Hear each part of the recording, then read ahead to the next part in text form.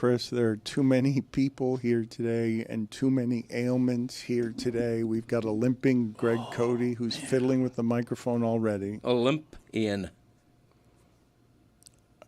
A limping Greg Cody who's... Billy, you can't applaud that. It's a good joke. Thank you, Billy. Because he's limping. Olympian. Thank you, Billy. That's my man right there. You get it? Yeah. I don't think he got that. You don't get it. He needs an explainer. Yeah, I mean, Yeah. this guy. I want to ask why you're limping, but I got Zaz has just bombed in from Europe because he hasn't talked sports in 10 days. Oh, let's go. He's dying to talk Panthers. He's dying to talk Dolphins. He fired Mike McDaniel 3 times. Oh, yeah. From where? From Europe? From which part of Europe? I mean, I'm walking the streets of Paris, and you know about that Mike McDaniel? Like, oh my God, gotta fire him, right? Didn't get much response. That's been your take for 4 days from across the seas. Got to fire him. And look, even Tony's disgusted by how common your It's like takes they don't are. care over there. You're wasting great takes on people that don't give a shit about you, I don't Zaz. understand. They only do soccer there? Boring. What do they do? What? That's it? They just Nobody do works soccer? there either. Nobody works there. They're always walking around the streets. Go work. Go do something. They do hoops. What? Yeah. Not the NBA. They have, like, arguably the best player in the league. I mean, you think they're in a staying couple up years. until like 1 a.m. to watch NBA games? It was very difficult for me adjusting to the time. You know about time zones, right, Dan? You know how that works? It was really difficult adjusting. Every game I wanted to watch starts at 1 a.m. I'm tired by the end of the day, Dan. Lots of walking. Why are we sending all these football games over there if they don't care about them? Hey, great question, Billy. Why are we playing our football games over there? What? I'll never know. He's an expert now in Europe because he's been there one time. We've got Chris Cody. I don't know. Are you a caddy today? What are you? What up, Lebitz? What up, Dow? What is that? I'm a frat guy. What? I'm giving everybody nicknames. What up? Why? RB. Wait, is this a punishment? Coates. Jay-Z over here. What's good, guys? What's going on? Wait, are you dressed as a punishment? I know we're Shadow Show, so we're painting a picture here, but... I'm a frat boy. Everyone thinks I'm going to play golf, but I'm a frat boy. Wait, this is a punishment? The nicknames. You look like you always dress. Yeah, well. You look like you on the golf course. This is what I imagine that you look like if you're. This is you dressed up for Doral. Classic Lebitz. So your punishment is just to, like, use frat boy lingo? Ruizy. Okay. It's not like it's punishments to bother people. I'm curious what fraternity you're in. GC. I haven't decided yet. Still applying. Roy GDI. has the worst punishment I've heard. Yes, I am doing Greg Watch. I'm supposed to make sure that he is working at an optimal level. As you just heard, he was coughing, so I will be getting up and getting him water in a second. If he's too far away from the mic, I will adjust it for him. And This is what UD is Let the doing? record say What here. are these punishments? Yeah. This is UD's terrible. overseeing Man, this? that's a terrible not punishment good Roy's punishments. saddled with. No, Roy chose this. He's got to dote on Greg Cody all show. I think like I don't that. like that. It's almost like a personal assistant I've been dreaming about. you said you wanted a staff. Now Roy's punishment is he's agreed to be your staff. I got a one-man staff. No, he Let's wanted do a it. walking stick. Hey, fellas. I got one of those. If we don't like the optics of this, me and Roy can switch. What? I mean, I could just tell by there's some optics things. There is. It was brought up during the meeting. Well, what's the problem?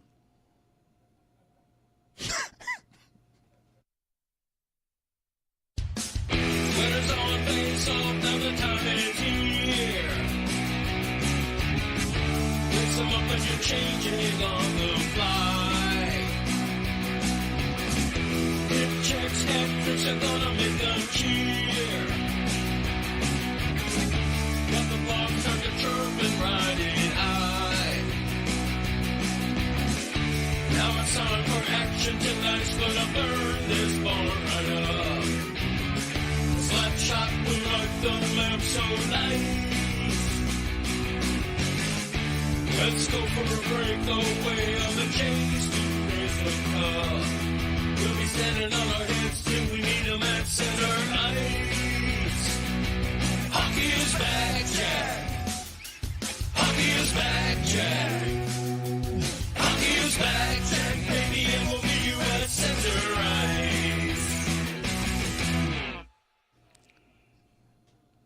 Billy, I hate to ask you this way in front of everybody, but I need your help today. There's too much going on, and I cannot also have it be Wild Billy Wednesday. I need your genuine help. I'm here, man. No, we've got Greg limping. We've got Olympian. We've got Roy signing up for a punishment he should not have signed up for that now has to dote on Greg Cody. We've got Chris Cody with the easiest punishment there's been. DLB. Because he's a frat guy. We've got Zaz in from Europe dying to talk about the Panthers. And the Panthers. Hey, everyone. The Panthers got me watching shorthanded goals in Philadelphia to see if they're going to go 82-0 with their two guys down because hockey has infected this market. I don't like the way any of this looks. Yes, what? Yes, Panther hockey is back. Tonight's the opener. I get to sit and watch the game tonight. I haven't seen a single game. This is the opening game of the season tonight. For me.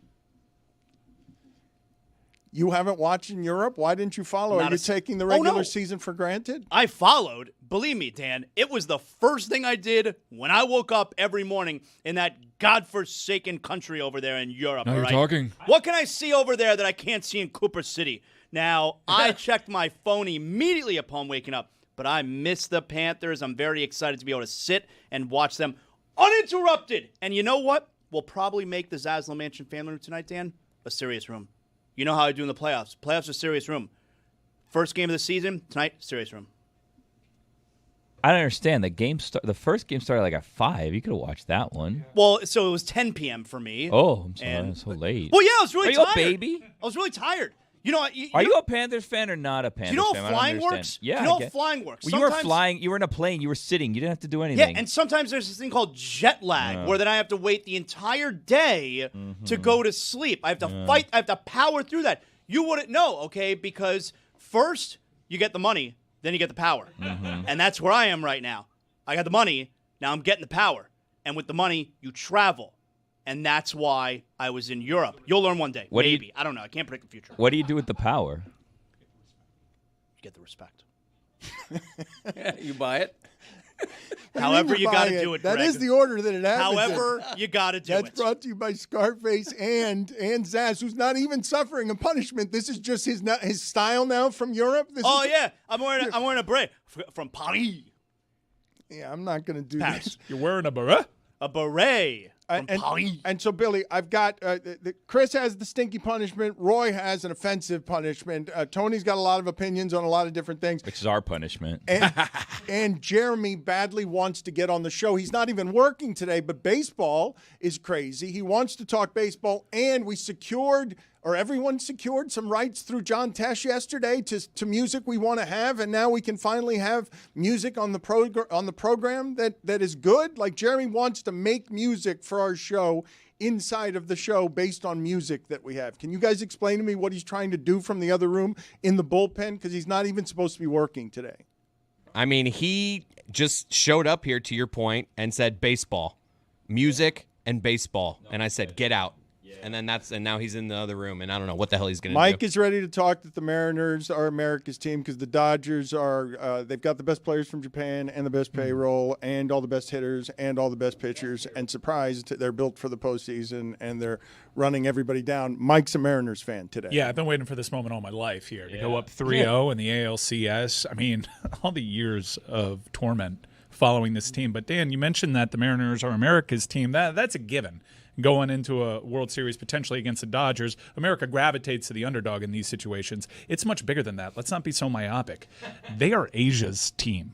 Even though the biggest Japanese superstar in the history of the game arguably is playing for the Dodgers, this Mariners franchise is Japan's team because of Ichiro. This is super close to Japan, geographically speaking. This is bigger than America. This is about Asia. It's the real World Series now is what you're saying? That's why they call it the World Series. Zigak. They're only up 2-0 at the moment, but the I know, 3-0's on the horizon. potentially. Yeah. Why is George Kirby's over-under on strikeouts just 4.5? It was 7.5 last time. It's always tricky. He got like 6 strikeouts one time, only throwing 66 pitchers. Guys, I know an ace when I see one, Jack.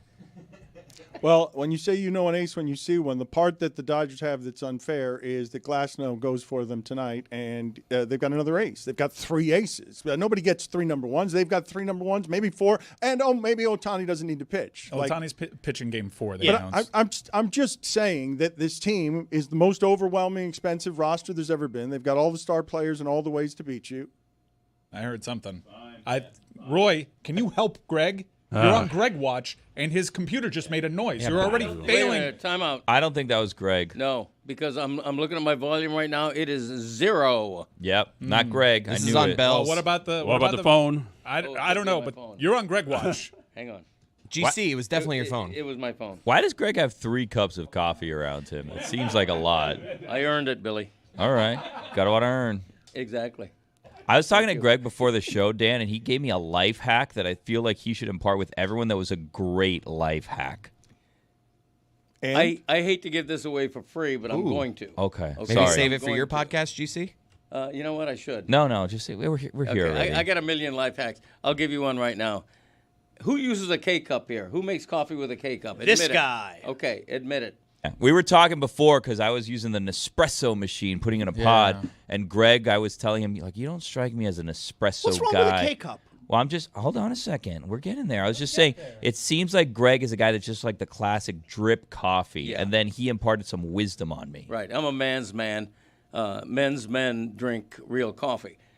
So the life hack. I don't know what that means. The life, and nor You do you wouldn't. Nor do you want to. Yeah, No, exactly he wouldn't. That's right. right, He wouldn't Billy. know. Sissy. The life hack is that you can use a K-cup more than once. Okay, you don't just fill up your cup and then throw away the K-cup.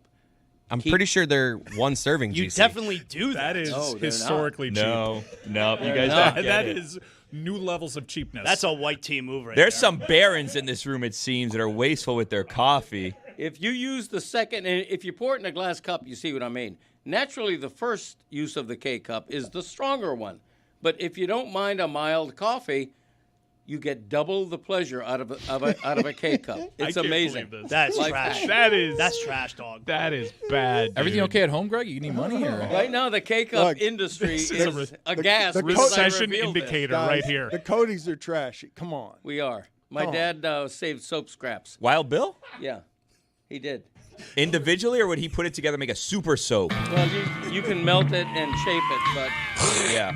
you go into my dad's bathroom growing up, and there would be like 10 or 12 little scraps, little shards of soap that had been, ground down into pumice.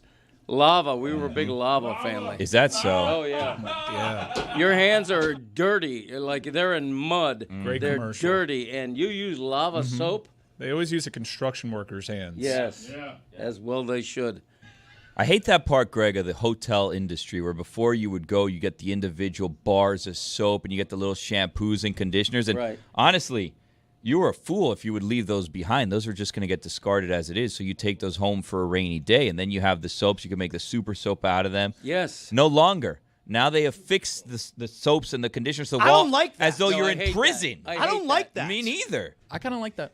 What? Yeah. Oh. I never I can use as Why? much as I want. I can You just know, bam, bam, bam, bam, bam, No, bam, but bam. it's hard because they put it where I dispense the soap in my hand, and then I gotta it's a maze where I gotta then move my hands around where the water's coming out. Right. You know. Plus, Yeah. that first push down, it shoots out of there. I'm not trying to do gymnastics in the shower. Yeah. And what if the person that had the room before me washed their butt right before they washed their hair and they have butt hand on the There it shampoo? is. Yes. There it is. Thank You you. never think about that. You know about that butt hand? There it is. Never thought about butt hand, Gilly. Okay, there it is. Greg, I didn't want to ask a question. Lava, the soap, is that what did that mean? Because lava in Spanish is clean. Yeah, well, that makes sense then. Lava soap had grit in it. No, but lava's It like a had grit. command. Lava's Hummus. like a command in Spanish, like lava. Limpiate. Yeah, Like, yeah, You're lava. dirty. I bet you they didn't even know that. Cuban guy did the soap or not? Wait a minute. They were culturally appropriating the soap back in the 70s. Your dad's soap was lava, which is the Cuban expression for wash yourself. You're disgusting. They had no idea. You can tell by the marketing because there's a volcano on it. But, I mean, it's genius. It should be the official soap of Cubanos everywhere. Thank you. Pumice. Yeah. That's what Yes. gives it the grit. Pumice. No, And- Cuban soap's better soap, and we were telling America, hey, clean yourselves. How about they? Lava, puerco, descarado, sinvergüenza. Vete. Levitz, according to Google AI, the most popular MLB team in Asia is likely the Los Angeles Dodgers. You can't trust AI. No, you really can't. Although they are allowing porn soon. Sweet. Huh. Yeah, Sam Altman came out. Sick. What are we doing with Jeremy, please, Mike? I need some help because the show. I can't answer that question. So Jeremy's in the bullpen, and I don't know the music bit he wants to do, but he wants to pollute the show with his music. And Tony, can someone explain to me? He's not supposed to be working today. We just had such a good night of hardball, Dan. Dodgers are on a roll right now. By the way, his ass is grass when my Dodgers meet the Mariners in the World Series, by the way. His I'd like to ass see is you grass, try. buddy. But I think Jeremy wants to talk hardball, and I think we should because there's been great baseball on. I'm locked in, as you can tell. Yeah, but Yamamoto last night was unreal. He doesn't want to do baseball, though. Yamamoto, he's better than Snell. First complete game in 8 years, but Billy, I don't know what to do with Jeremy's desire to play music, specifically the Monday Night Football music that Tesh gave us. Well, okay, I think that this is that's sort of what happened. I think what's going on here is Jeremy came in excited. He wasn't supposed to be here. And then the solution someone came up with was, okay, go sit in the bullpen, and when we need you, we'll call you. While we are actually trying to figure out what are we supposed to do with this man today who just wants to come in and sing songs and talk about baseball. We're like, music. Yeah, do that. None of us were planning for that. So we're like, yeah, just go to the bullpen, and when we need you, just be ready. We'll call you. You'll come in, and we'll get you. But I don't know that there is actually a plan. I don't think he can hear us, hopefully. I don't think there's actually a plan So for he's him. just here to sing songs. That's what he wants, and we're like, we don't know what to do with him. So just go sit in that room for a little bit, and we'll get you when you're a good boy. I was like, JT, hit me with a 7th inning stretch remix. Wow. I like that. It has to be on an organ, though. Yeah. We talked about that to Tesh yesterday. I don't know if you heard that. I broke the news to him that organists were going away. I don't know if baseball. that's true, though. I looked it up. The Yankees have 2. No. They have a weekend organist. And a weekday one. No. The weekday one, I'm telling you, is a recording. Marlins got rid of their organist years ago, Tabby B.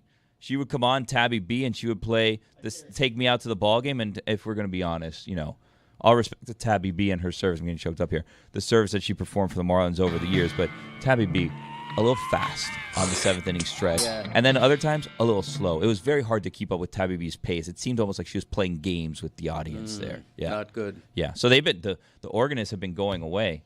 They have to take their organs with them to the game every day, which is probably part of it. Wildfingers. No, that can't be that can't be so. Dick Jans. Have you ever seen an organ before? No, the organ needs to be. There's no way. You guys know about Dick Jans? No. Dick Jans used to be the other Marlin organist before Tabby B took over. I know that fool. Yeah, Crazy Fingers or whatever his name was. Dick Jans. He Uncle retired. Dick Jans.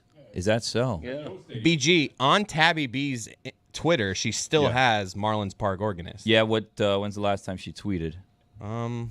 Yeah. You know what? We're gonna. Hopefully she's still with us. It was a long time ago. Thoughts and prayers to the B family. Something happened tragically, aside from just no more organing, Is that what you do, organ? Such a shitty joke, Uncle Dick. Uncle Dick Jans. I need an ottoman. Really? Yeah. RB? Sounds like you're up, Roy. To raise my... No, this can't be how we do this. No, I need an ottoman to raise This my can't knee. be Roy jumps. That's what he's here for. No, it's a problem. It can't be Roy jumps up every time. Wait a minute. The punishment is that Roy has to do whatever Greg says? I need an ottoman? He just helps him. Yeah. Classic bells. We can switch if you'd like. He chose it. He did choose this. He had dozens to But choose you from. get the frat boy and he gets this? I chose it. We have a list of punishments. But your frat boy stinks. It's just Relax, DLB. The thing with Dick Jans, if I remember correctly, I think he retired because he lived in Orlando or something, would drive down for the game and drive back. I'm pretty sure he was not a local and he had a long commute. All right, so let's now talk about this so that we can Billy has secret insider information on the dying organist trade at Marlins Park. As baseball is celebrated throughout the globe and the Marlins get left out because they've got what's the history of their organists? They had Dick Jans. I'm trying to find him. He had a good nickname, but I don't remember what it was. He had Dick Jans, and then Tabby B was there for a little bit. But then Tabby B was no longer there now, and may or may not still be with us based on her Twitter use history. It's not that interesting. I'll admit that. The Panthers have more tradition already than the local baseball team that has won 2 titles? Also 2 titles? Dan, I'm so excited for tonight. I can't wait. I'm going to be on my couch at least a good 30 minutes prior to puck drop, just getting the mind right. You're not a fan. You haven't watched the game this season. When the season opener is here, you got to make sure you have your mind right. And that's why I'm going to be in the proper seat on the couch. I'm going to declare the Zaslow Mansion family room a serious room. I'll probably have a beer in hand. I am so excited for this game tonight. Panther hockey's back, baby. Jay-Z, what's the difference between when it's a serious room and when it's a normal room? The stakes. Obviously, when there's a playoff game, it's always a serious room. If we're playing those pieces of garbage called the Tampa Bay Lightning, that's a serious room. Don't even get me started on the Lightning. Oh, my God. What? That's a dirtbag franchise. Wait a minute. Have you had these takes in Europe since that last fight of the season? Have you not had a place to give your opinions on? Wait, you were in Europe when the Panthers started the season in the preseason by getting into a huge fight. Yeah, that game was a Saturday night, and obviously, I left for Europe on the Monday, but I wasn't here. It was the weekend. So the start of your 2-time defending champions defending their title with a fight against the Lightning, and then they win 3 straight at home, and now you come home to, I missed all this. Yep, missed it. I checked my phone the first thing the next morning. I was very excited. I would announce to my boys while they were still in bed, Panthers won last night, guys. That's how I woke them. You wouldn't want to be woken up with your father telling you the Panthers won last night. What a gift I give them. What time was What a it? gift. What time? For me, locally? When you woke them up and gave them the gift. Like 8 a.m., maybe 7:30. That's early enough. Are you kids waking up? What time do they wake up? Well, we were on vacation. Yeah, what are they doing? Drugs? Like, why are they sleep until past 8 o'clock? What's wrong with them? We did a lot of walking. We did a lot of touring these days, all right? This guy doesn't get it. He's never been to Europe. He doesn't understand. He doesn't have the power. I've been to Europe. Nah, He doesn't have barely. the power. Been to Valencia. Barely. Boring city, if we're going to be honest. don't know about 10 days travel. in Valencia. Oh, my God. Billy hates Europe. Falsehoods. I mean, I'll be honest. I don't know what I saw there that I can't see in Cooper City. He's not wrong about that. It's a Suey Award winner. Old stuff here, old stuff there. No air conditioning. No one wears deodorant. Great, wonderful. Cigarettes everywhere. Why don't you clean your stuff a little bit? So, Zaz, let me ask you this: where in Cooper City is the Arc de Triomphe located? Okay, you're saying words that I don't understand, so I'm trying not to take it as disrespect. Arc? Arc? Arc de what? Arc de Triomphe. You know what? I think you're making that up. If we're being honest, It's an art. Our boutique hotel overlooked the Arc de Triomphe. We were walking distance for the Champs de Soleil. It's a beautiful. I don't think you're pronouncing that correctly. Yeah, whatever it is. I'm not French. Yeah. Although my ancestors were. Is that so? Yeah. French Canadian and French. Isn't that where the Tour de France ends every year? The Arc de Triomphe? I believe it does. GC, did your wife tell you how much that hotel costs? Because she famously tells you it costs a quarter of what it costs. I assume that I always jack it up and the price too. Oh yeah. Based on what she GC. based on what she tells me. She always lowballs it. Because I know she thinks I'm cheap. You know about those So wives, if man. the hotel room She is still talks to you in 90s prices. right. I know. She thinks you're cheap. You used K-Cups twice. Of course she does. That's because that's a scam and everybody knows it. Thank you, Greg. Thank you, Billy. I've been saying that Greg Cody is one of the cheapest people in the history of the world forever. Yes, his parents had no reason to save soap scraps. Well, my dad grew up in the Depression, That's true. which may or may not be true. I got to do the math on that. I had to lie to my wife yesterday about the price of something when we were coming back from Europe. We were going to take the subway to the airport because it's really expensive, to take the Uber. And I checked the price of the Uber, and it was like $40. Like, oh, this is awesome. Forget about taking the metro. We could take the Uber. It's totally fine, all right? And then when the Uber was coming, I saw that it was really $120, so it was 3 times the price. And she was like, hey, so we made a good deal. Where I'm like, yeah, we got a good deal. The problem was I put in the wrong airport the first time. And then when I put in I was too embarrassed, Dan, to tell her that I made the mistake, which has now cost us triple the amount of money, and it was too late to change that up. So hey, we got the good price. Yeah, we got a good price. What do you know about Charles de Gaulle, buddy? I mean, I know the airport's named after him, but I don't know that fool. He's a beloved figure in France. I don't beloved him. Former prime minister.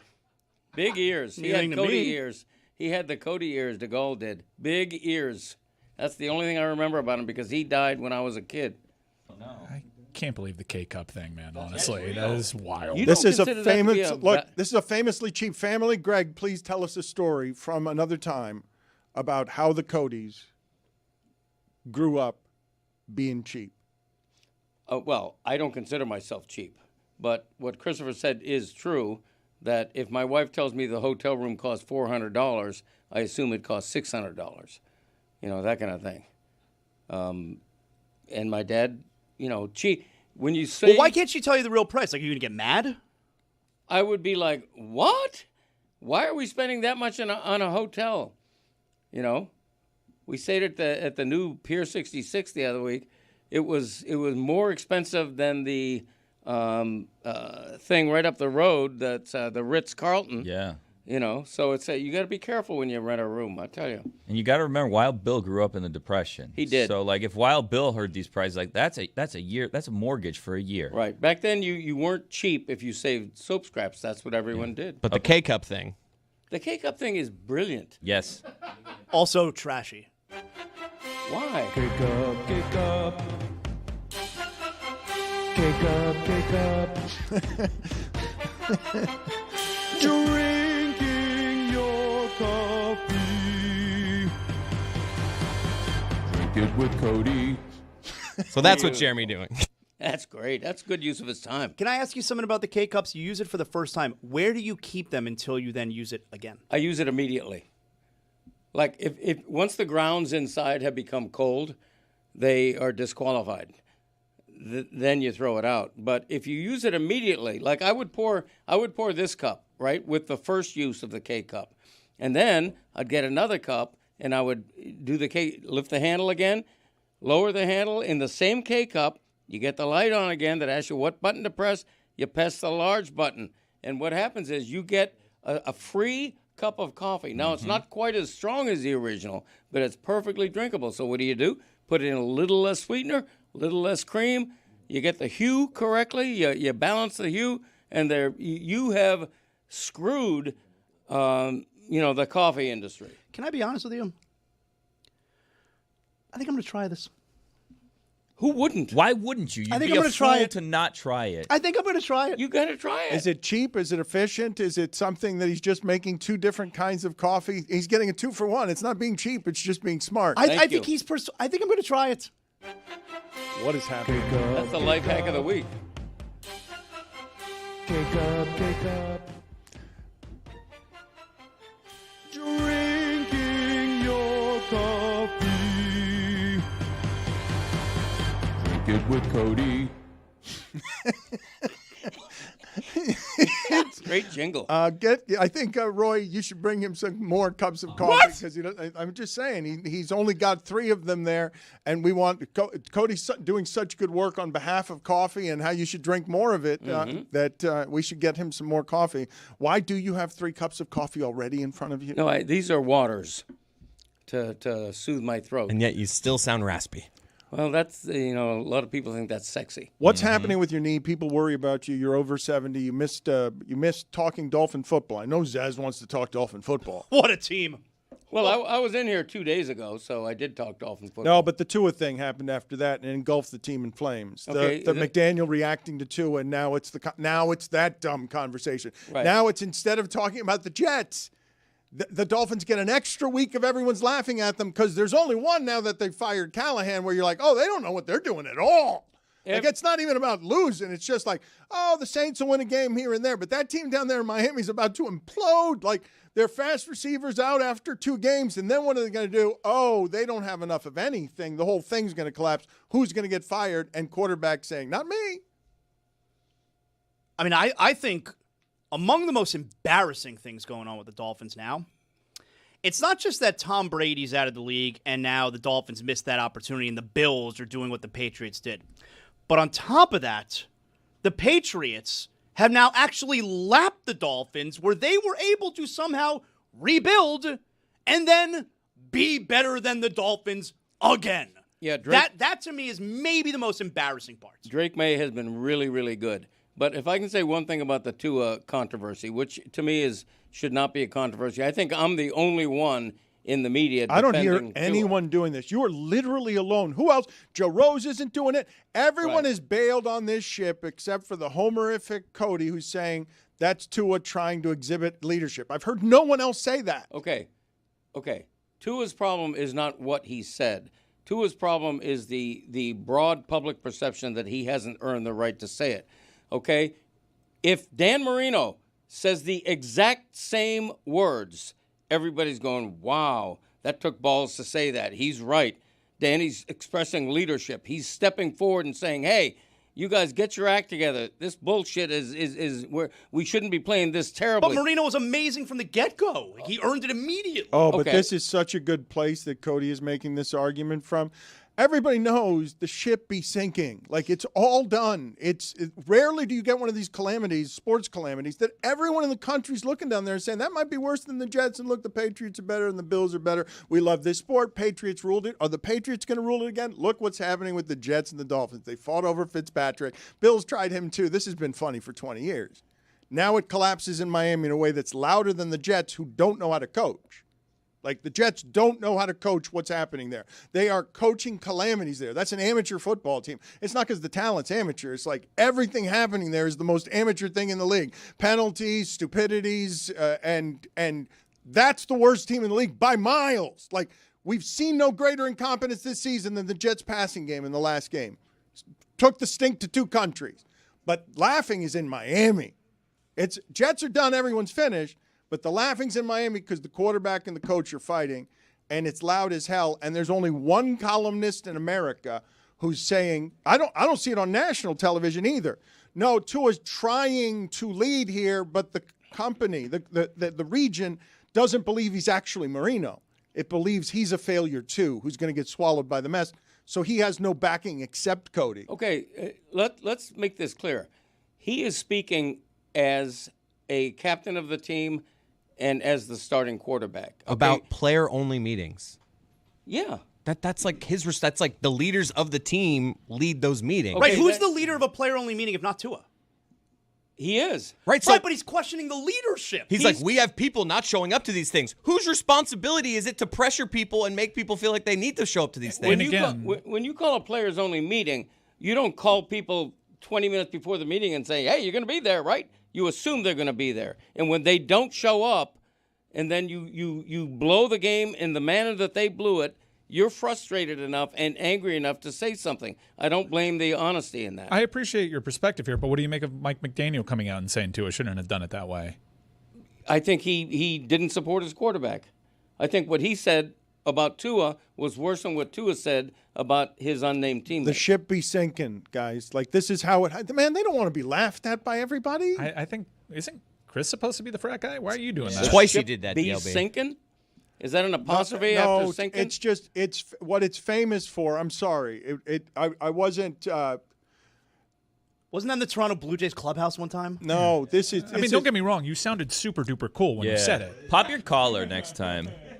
I deserve that, but the story I'm remembering, and it's an ancient one, that the tabloids, when they were feeding in New York, back when the tabloids in sports meant something, okay, and basketball meant something that it doesn't even mean today, I wouldn't say, with today's Knicks, okay?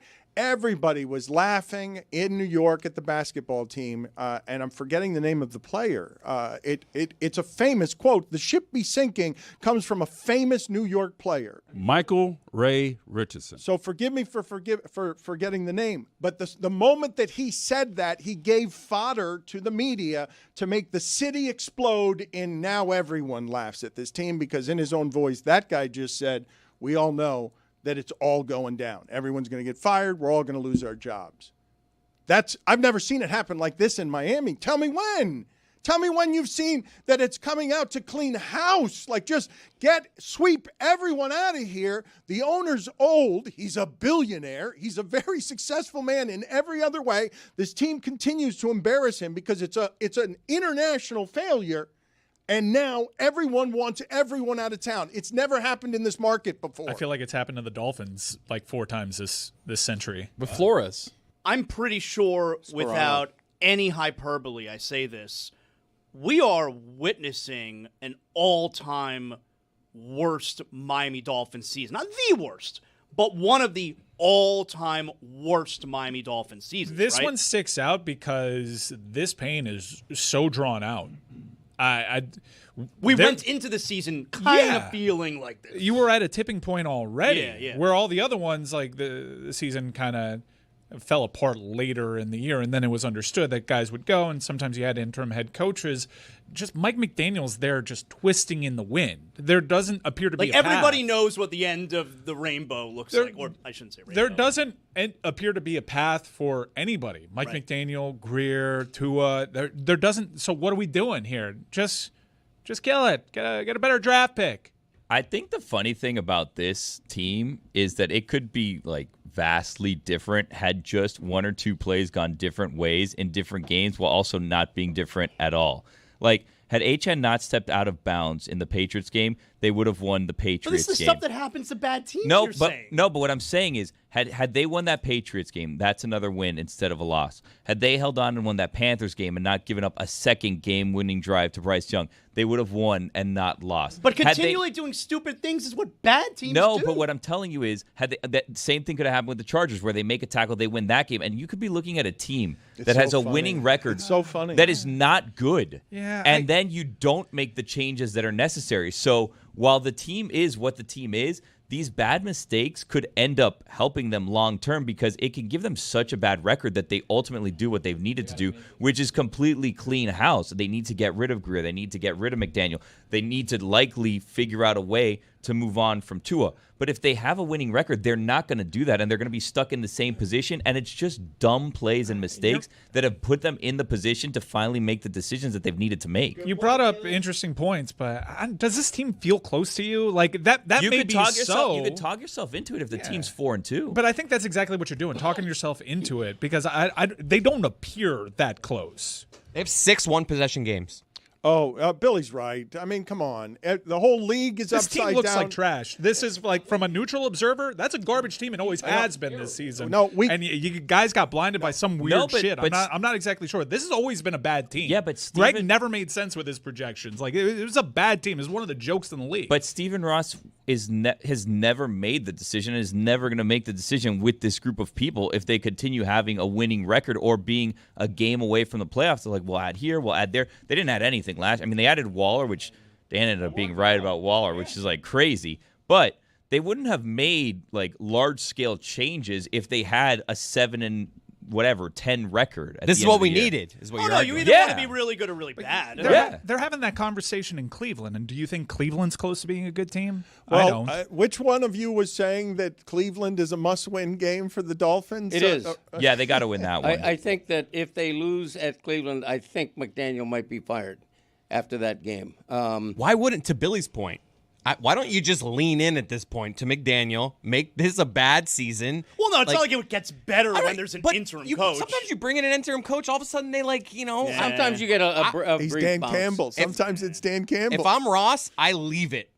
And I'm like, you know what? I'm out on these guys, No, but I the let reason it. I let you it got to stay. make the change if you're Ross, you have to show the fan base, I'm angry also. I'm willing to make big changes. Well, he did that look behind you on the sidelines. He put his hands on his head, and that was like, whoa, that was a statement by Stephen Ross. That's as mad as we've seen him. Who's the Dolphins' Jeff Saturday that they could be like, hey, you want to come in and just kind of stand on the sideline for half a season? Marino's never going to do that. Marines. We know Marino's not Jason going to Taylor's do at that. the University of Yeah, Miami. he's tied up at the What's moment. Zach Thomas doing? That's a good question, ZT. Chris. Sam Madison did some coaching. Sam Madison.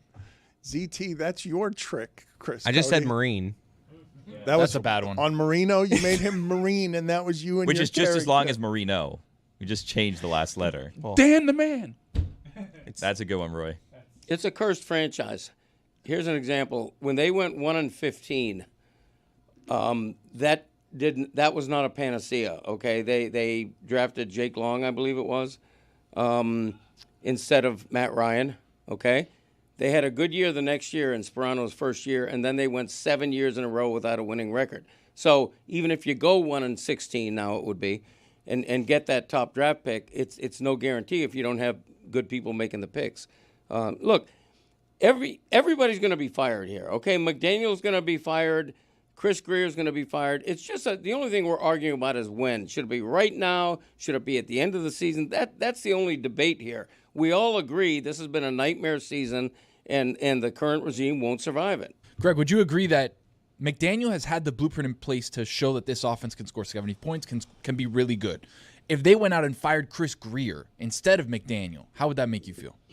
Well, right now the problem is defense, even though everybody thinks Anthony Weaver is one of the best defensive coordinators in the league. Why does anyone think that? Because he's pedigreed from the Baltimore Ravens when the Ravens were really good, so you assume he knows what he's doing. GC, I think you're making a leap from a respected defensive coordinator to one of the best in the league. Like, I agree with you. I don't think anyone looks at him as the problem, but like you just made a leap to one of the best in the league. No, and in fact, one of the things in play here is that everybody would say, okay, if they fire McDaniel next week or the week after, the assistant coach who's fit to take over is probably Anthony Weaver, who happens to be the leader of one of the worst defenses in the league. So how would that look? You know, what kind of an optic is that if you're Stephen Ross? You also can't keep Mike McDaniel. Like, it can't be just get rid of Grier. No, you can't. McDaniel has lost this team.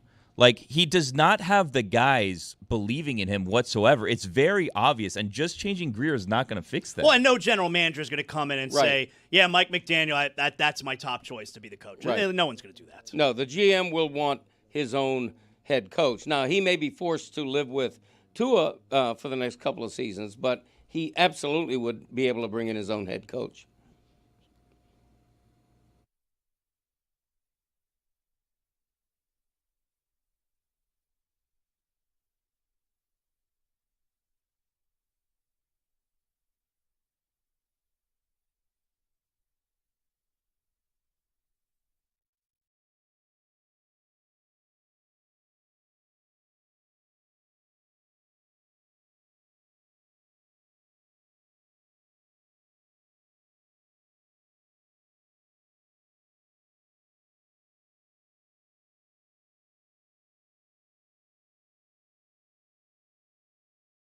And here's some Shakespeare as done by the Dan Le Batard Show with Stugotz. We've stolen the exclamation point officially from Get Up. It's put after the word show. So this is Act 1, Scene 2 of Macbeth. The stage instructions are: a camp near Fours. Alarm within. Enter Duncan, Malcolm, Donalbain, Lennox with attendants, meeting a bleeding sergeant. I don't even know what that means. Jessica, you have played the role. All right, so wait, can we set the scene? Thank you, Mike. Can we set the scene, Mike, from high school? Can you give Chris Cody his motivation on, because he didn't even understand what Whittingham. Am I happy? Like, what, Am I Sergeant is distressed? bleeding. Okay. In what You're condition does the distressed? Okay, very good. Good confidence there. Let's have the music that we need, Shakespearean music, and let's see if we can find our note here. What bloody man is that? He can report, as seemeth by his plight of the revolt, the new estate. This is the sergeant, who like a good and hardy soldier fought gainst my captivity. Hail, brave friend! Say to the king the knowledge of the broil, as thou didst leave it. So true. Doubtful it stood, as two spent swimmers that do cling together and choke their art. The merciless MacDonald, worthy to be a rebel, for to that. The multiplying villainies of nature do swarm upon him from the western isles. Of kerns and Gallowes glasses is supplied, and fortune of his damned quarrel smiling. Showed like a rebel's whore, but all's too weak for brave Macbeth. Well, he deserves that name, disdaining fortune with his brandished steel, which smoked with bloody execution. What? Yes. Like Valuor's minion carved out his passage, till he faced the slave. I feel your distress. I really do. Which ne'er shook hands nor bade farewell to him, till he uniseamed him from the nave Rolling. Don't let them deter you. to the chaps, and fixed his head upon our battlements. O valiant cousin, worthy gentleman. Ah, As Wentz, the Suns gins his reflection. Missed your cue. Shipwrecking storms and direful thunders break. So from that spring whence comfort seemed to come. Wait a minute. There wasn't a question mark there. Discomfort swells. Mark, King of Scotland, Mark, no sooner justice had with valor armed. Oh, you think he's done? Humbled, these skipping, Compelled. these skipping kerns to trust their heels. Not compelled. We need But compelling. the Norwegian lord surveying vantage,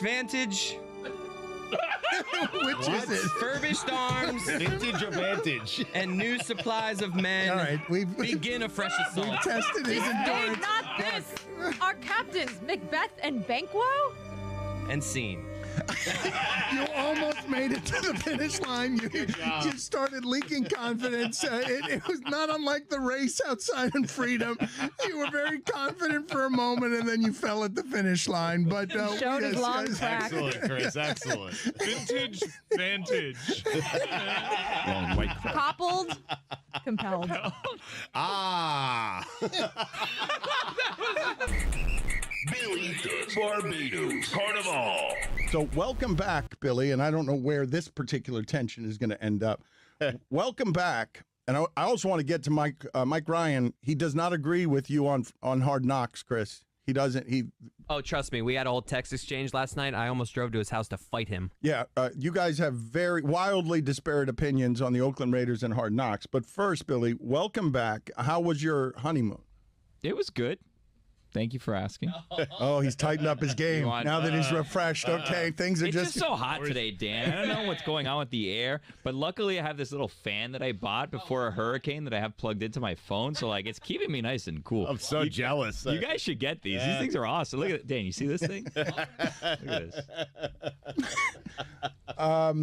Can you please tell me about all the awkward things that happened to you? Did anything weird happen to you in Barbados? Like what kind of, just give me some awkward Billy on his honeymoon stuff.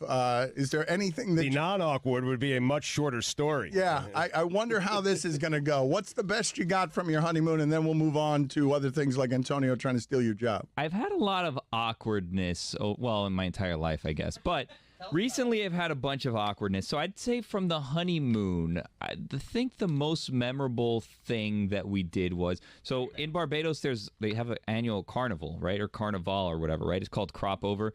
And it's at the end, well, it's actually called Kadooment, but that's a different story. All right, go sit outside for a second. We'll get back to it. Whoa! Antonio, just go sit in his chair. We'll get back to it. I'm back, baby. I want to hear the whole story. I just don't understand why you can't even get the name right of Carnival. And like, It's Crop Over. That's fine. Why is it called a honeymoon? It's a good question. That is a good question. Put it on the poll, Antonio, now that you've replaced Billy in his chair. Do you know why they call it a honeymoon? Mike, do you have the sound? A very simple sound, a very simple question. Basically, I want you to hear Billy, who has a reputation for yammering and just not being able to get anything out, and he's rusty, because he hasn't been paying attention to the internet for 10 days. So he came in here today, and it was just a furnace blast of news, all of it weird, disorienting. The local hour.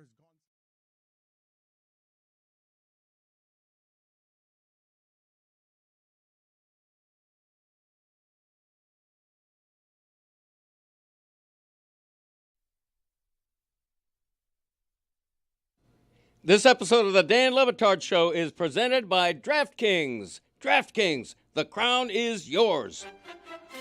Tuesday is here. Fire is cleared. And Mike McDaniel.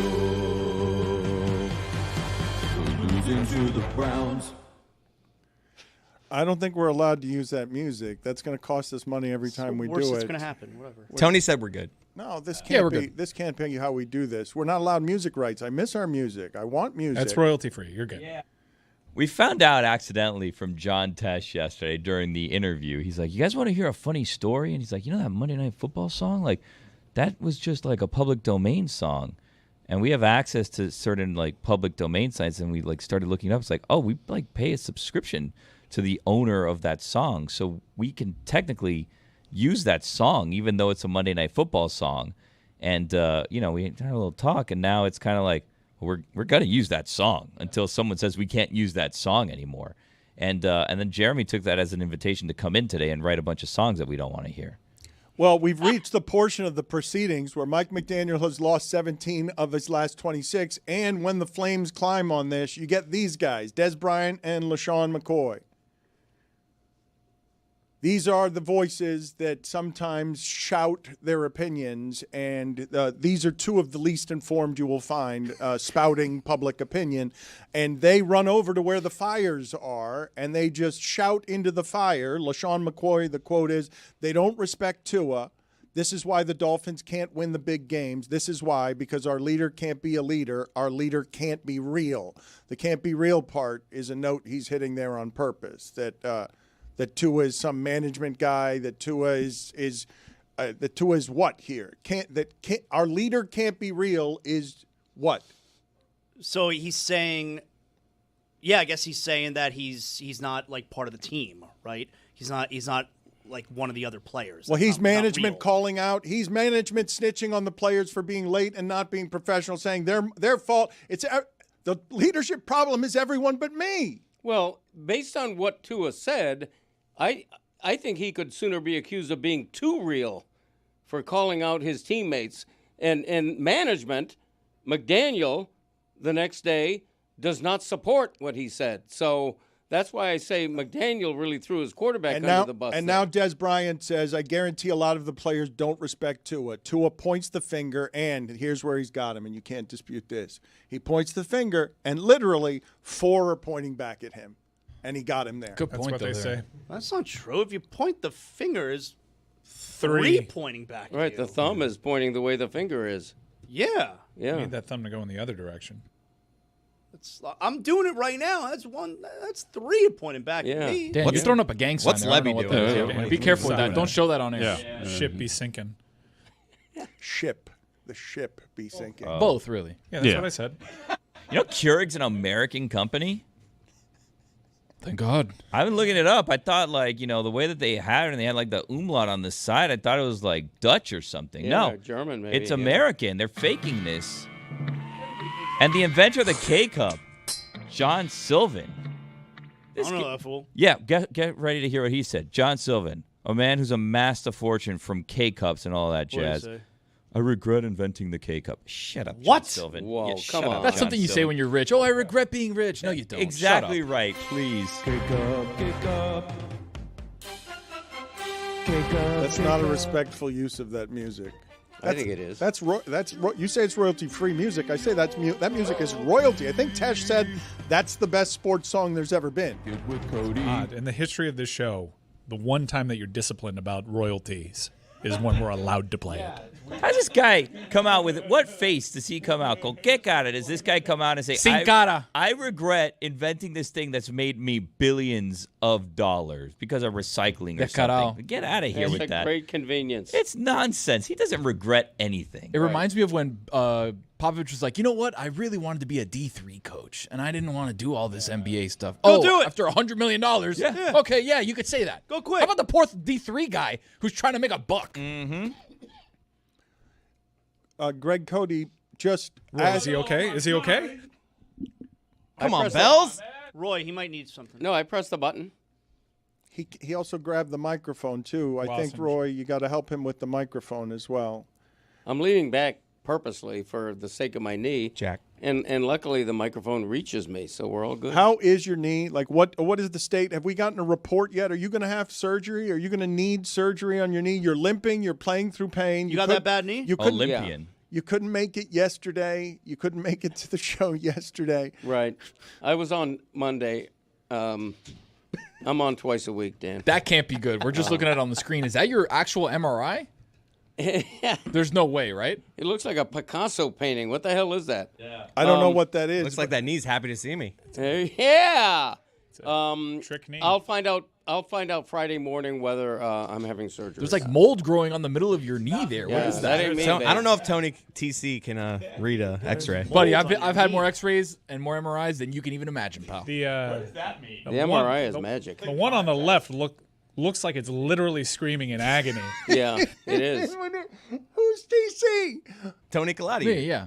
I know what he's talking about, Dan. Don't worry about it. We're doing a different show over here, We Dan. have one theory, is because Greg doesn't know how this happened. He has no idea how he injured his knee to the point of potentially needing surgery. I know how it happened. Old. Well, Bowling didn't help GC. well, there's bowling. That's a theory, but this looks like potentially a wear and tear injury, and we know that Greg Cody sleeps crisscross applesauce. What? Wow. Is no, he- he does. You've never heard this? What? Wait a minute. You don't know this story? It's one of What? the all-time classics. I learned Greg Cody sleeps crisscross applesauce when I learned that he had mashed potatoes in his head in New Orleans because he drank too much. And I thought it was weird then. I revealed it one day on the show. No one knew it. And we told him he's strange, and no one in the audience sleeps that way either. So you sleep on your back, crisscross applesauce? Yeah, and here's what's sad That about can't it. be good for blood flow. Well, Like a here- frog. What's sad about it is that instinctively I still begin to do that, only to be reminded that my right knee won't do that. I'm just right now. picturing GC at like 11 p.m. just like, ow! He's exactly right. That's exactly what happens. So if your one leg can't do it, you sleep like a number 4? No, I resigned myself to having to sleep straight-legged, which is awful. Like a Do you ever common- sleep on your normal stomach, crisscross applesauce? No, don't be ridiculous. Oh, that'd be crazy. No. Yeah. But the other one's also crazy, right? I think That's such a funny visual. Others do it. But so's the one we have though. The but amount- less funny than face down. But the real one is also funny Yes. because a really dumb vampire would sleep like this, where the joints and the bones are so rickety that they would decide to form over 40 years. No one sleeps like this. Danny, there's another layer to it. He folds his fingers on his belly. I do. I lace So my fingers. picture crisscross applesauce. It's and then fingers usually on my crossed. upper chest like he this. looks. He looks. I'm not gonna. I'll say it. He looks dead. Can I try what face down crisscross applesauce would look would like? love You have to have Dare that. incredibly Try it. You do that, loose hip Jay-Z. flexors, Well, by the didn't way. somebody say that Roy had to bring him an ottoman? Didn't someone request? No, he has I a. love It's this. elevated. Yeah. Okay, but so Zaz is gonna do the. Can we right. get a shot of this? All right, we do have a shot. All Weren't right, there so warriors in the it's- 16th century called Ottomans? all right, That's hold Ottoman on, Empire. hold on. Yeah, No, you're not in the right All place, right, Zaz. we can't Look, see. we don't Look need at to that. see A any whole of that. empire Look at putting that your feet French up. cake right there. Zaslow, we don't That's need to see crazy. No, this is inappropriate. Jay-Z with that This dunk. is, this is inappropriate. We Good can't That do is this. crazy. Fell from the top of a building Listen, and contorted look. himself. Furniture store called the Ottoman Empire would sell, man. Those are Yes. proper ankle socks. Now do it normal. Do it on your back, Jack. Jack. Thank you. Thank you. Thank you. All right, let's see. All right, now that Closer to the LED, there Zaz. it We is. need to back you up a little bit. Nope, you're going the wrong way, Zaz. The Wrong other way. There Back you go. Up, up, Zaz, buddy, up. please, we don't need to see This more of is- this. Zaz, we need to go more up. Zaz, That's the epitome I of need you to be, comfort right Zaz, there. I need you to be careful here. Zaz, listen Lock to me. those fingers. Zaz, all right, this is what I need you to do, Zaz, and I'm in a panic situation, okay? We're a big, serious television show. We're on Peacock. You're dangerous right now to giving us Peak October. I want to celebrate baseball and Peak October, and you need to be careful with the way you flop around back there, but I want you to do it. You just need to get closer to the LED, and I need to see you sleeping like Greg Cody slept in New Orleans when he had mashed potatoes in his hair. And he, why? Right, lace your fingers. Good hips on Zaz, by the way. Doing the crisscross applesauce to the front is hard. Are you guys claiming that this is the reason that the knees are shot because he sleeps this way and good theory. finally his knees have given out? No, Dan. So I've actually read the MRI and I'm looking at it right now. I can see the small tear in the ACL right here. Actually, look. So right here, this is the ACL right here. There's actually a little tear right. You got to hold the mic near you so we can hear what Okay, you're yeah. saying. As you can see right here, it's Amateur. over. Mike, go down a little bit. So right here, this is where the ACL is. Right here. Right here. If you see that little shadow right there, Yeah. that's actually the tear in the ACL. What really concerns me is what's going on here, right? Screaming in agony. Is that the I don't mold like the that you discoloring. Yeah, described it what I as described before? as mold. that's got to be like really bad arthritis where your knee is. So, Why does Greg, it you look got to like, be worried about that. Why does it look like Tobey Maguire saving the Metro Rail? Getting ripped in Spider-Man half? 2? Yeah. I do have arthritis as well, but most people my age do. Yeah. We're having trouble getting Zaz in exactly the right position that I need him in so that he is sleeping. I don't believe, Chris, if you had to guess, because there aren't many things around here that shock everybody. Do you guys believe that if I throw it out to the audience that we will find a great many people who sleep this way, a couple of people who sleep this way? He's the only person. Or nobody ever who has ever slept this way?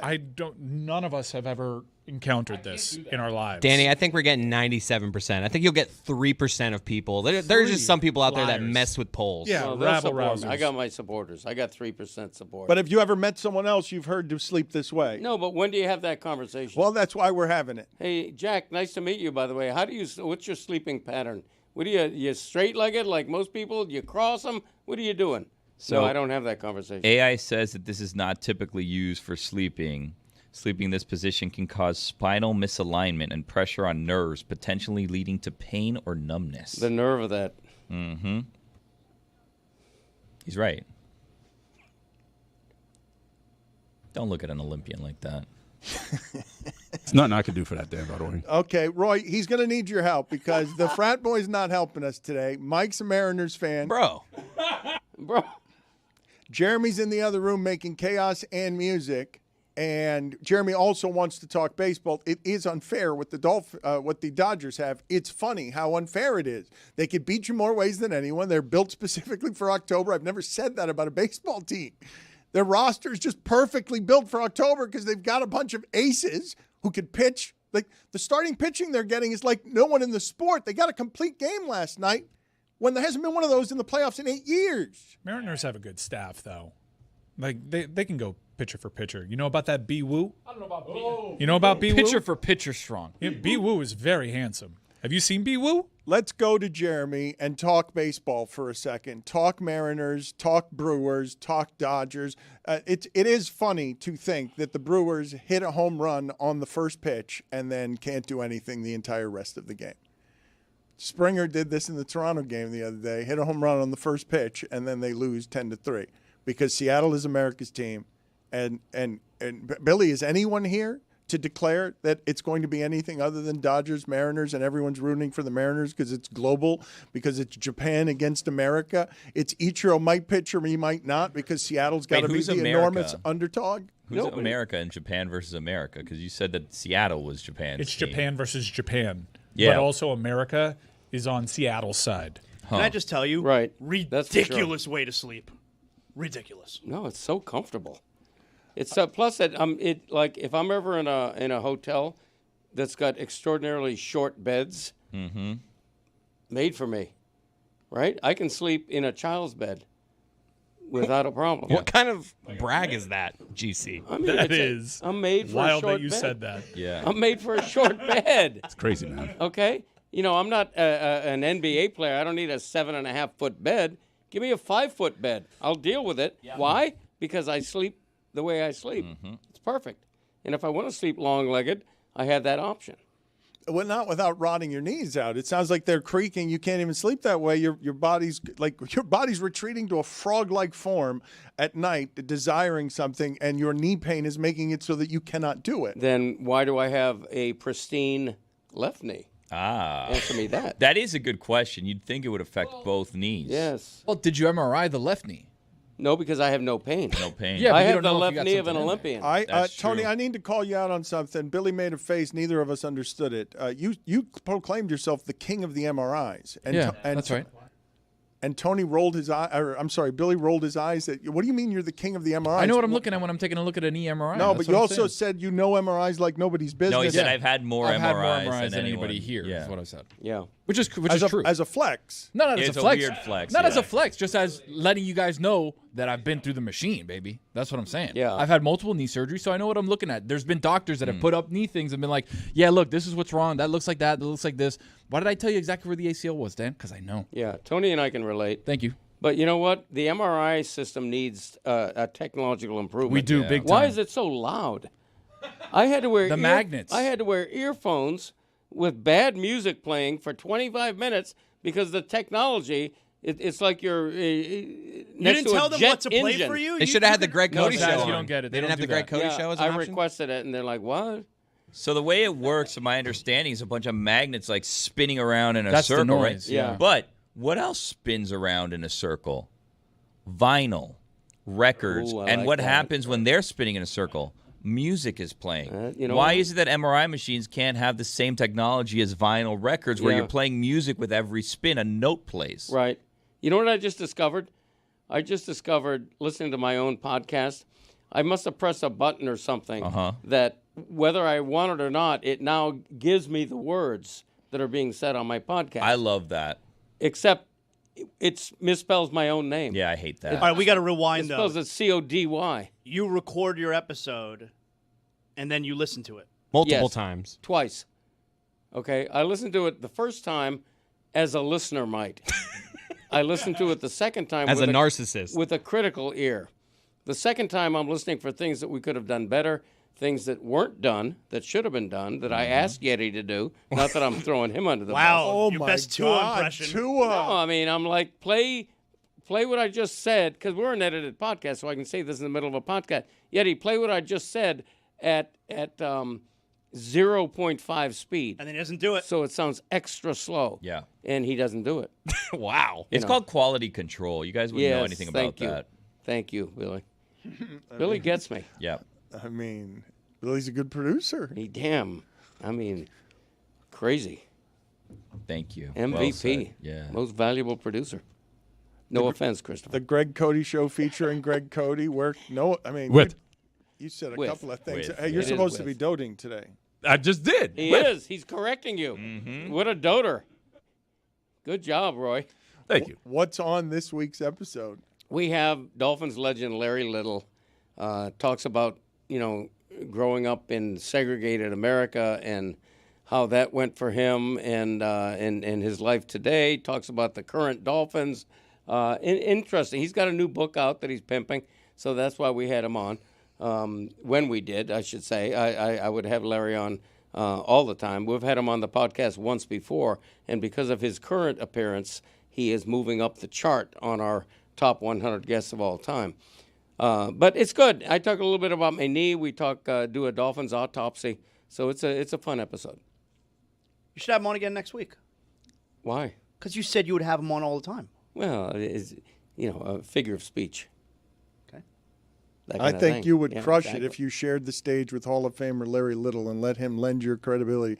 What a lovely thing it would be if in retirement you and Larry Little started a podcast. Just The two of us? Yeah, just the two of you reminiscing. Larry Little blowharding as he does, bloviating about the Dolphins because he's an old Hall of Famer who played the game when he was 260 pounds, Yes. Hall of Fame offensive lineman. Yep. I saw somebody in Alabama catch a screen pass at 360 the other day and line up in the Wildcat. He would have shit Larry Little.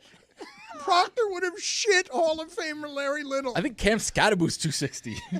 It's crazy, though. insane. What those people are doing with their bodies is totally insane. Greg, can I make a suggestion for the name of your podcast with Larry Little? Sure. It's The Little Things and that kind of thing. I think George Kittle has the little thing, the Kittle things, right? Little wordy. Ah, Kittle Things is different. Yes. It's Yeah, a little- the and you just little talk about things. the little things in life, you know? Yeah, that kind of thing. GC, kind what of- about the Greg Cody show with Larry Little? He would never share the stage with anybody. How Not a about the Hall of Greg Famer, Cody not show anybody. with Greg Cody and Larry Little? You know what? I like that. Yeah. I like Featuring. that a lot. Yeah, I like that a lot. I've offered to bring Christopher in on the name of the show, and he won't do it. Really? Yeah. Why? That's crazy. I want it to be the Greg Cody show with Chris Cody, and he's like, nah. Because it's funny the way it is now. Well, it is different.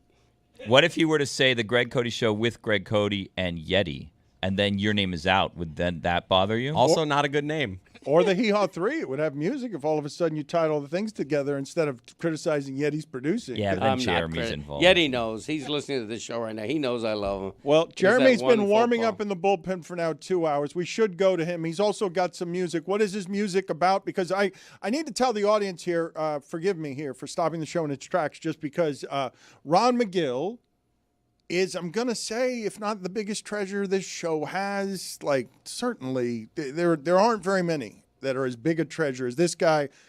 Guest for 20 years, always working for free, and super grateful for our audience because we are Zoo Miami's biggest donor. Like this audience just really protects the animals in a beautiful way.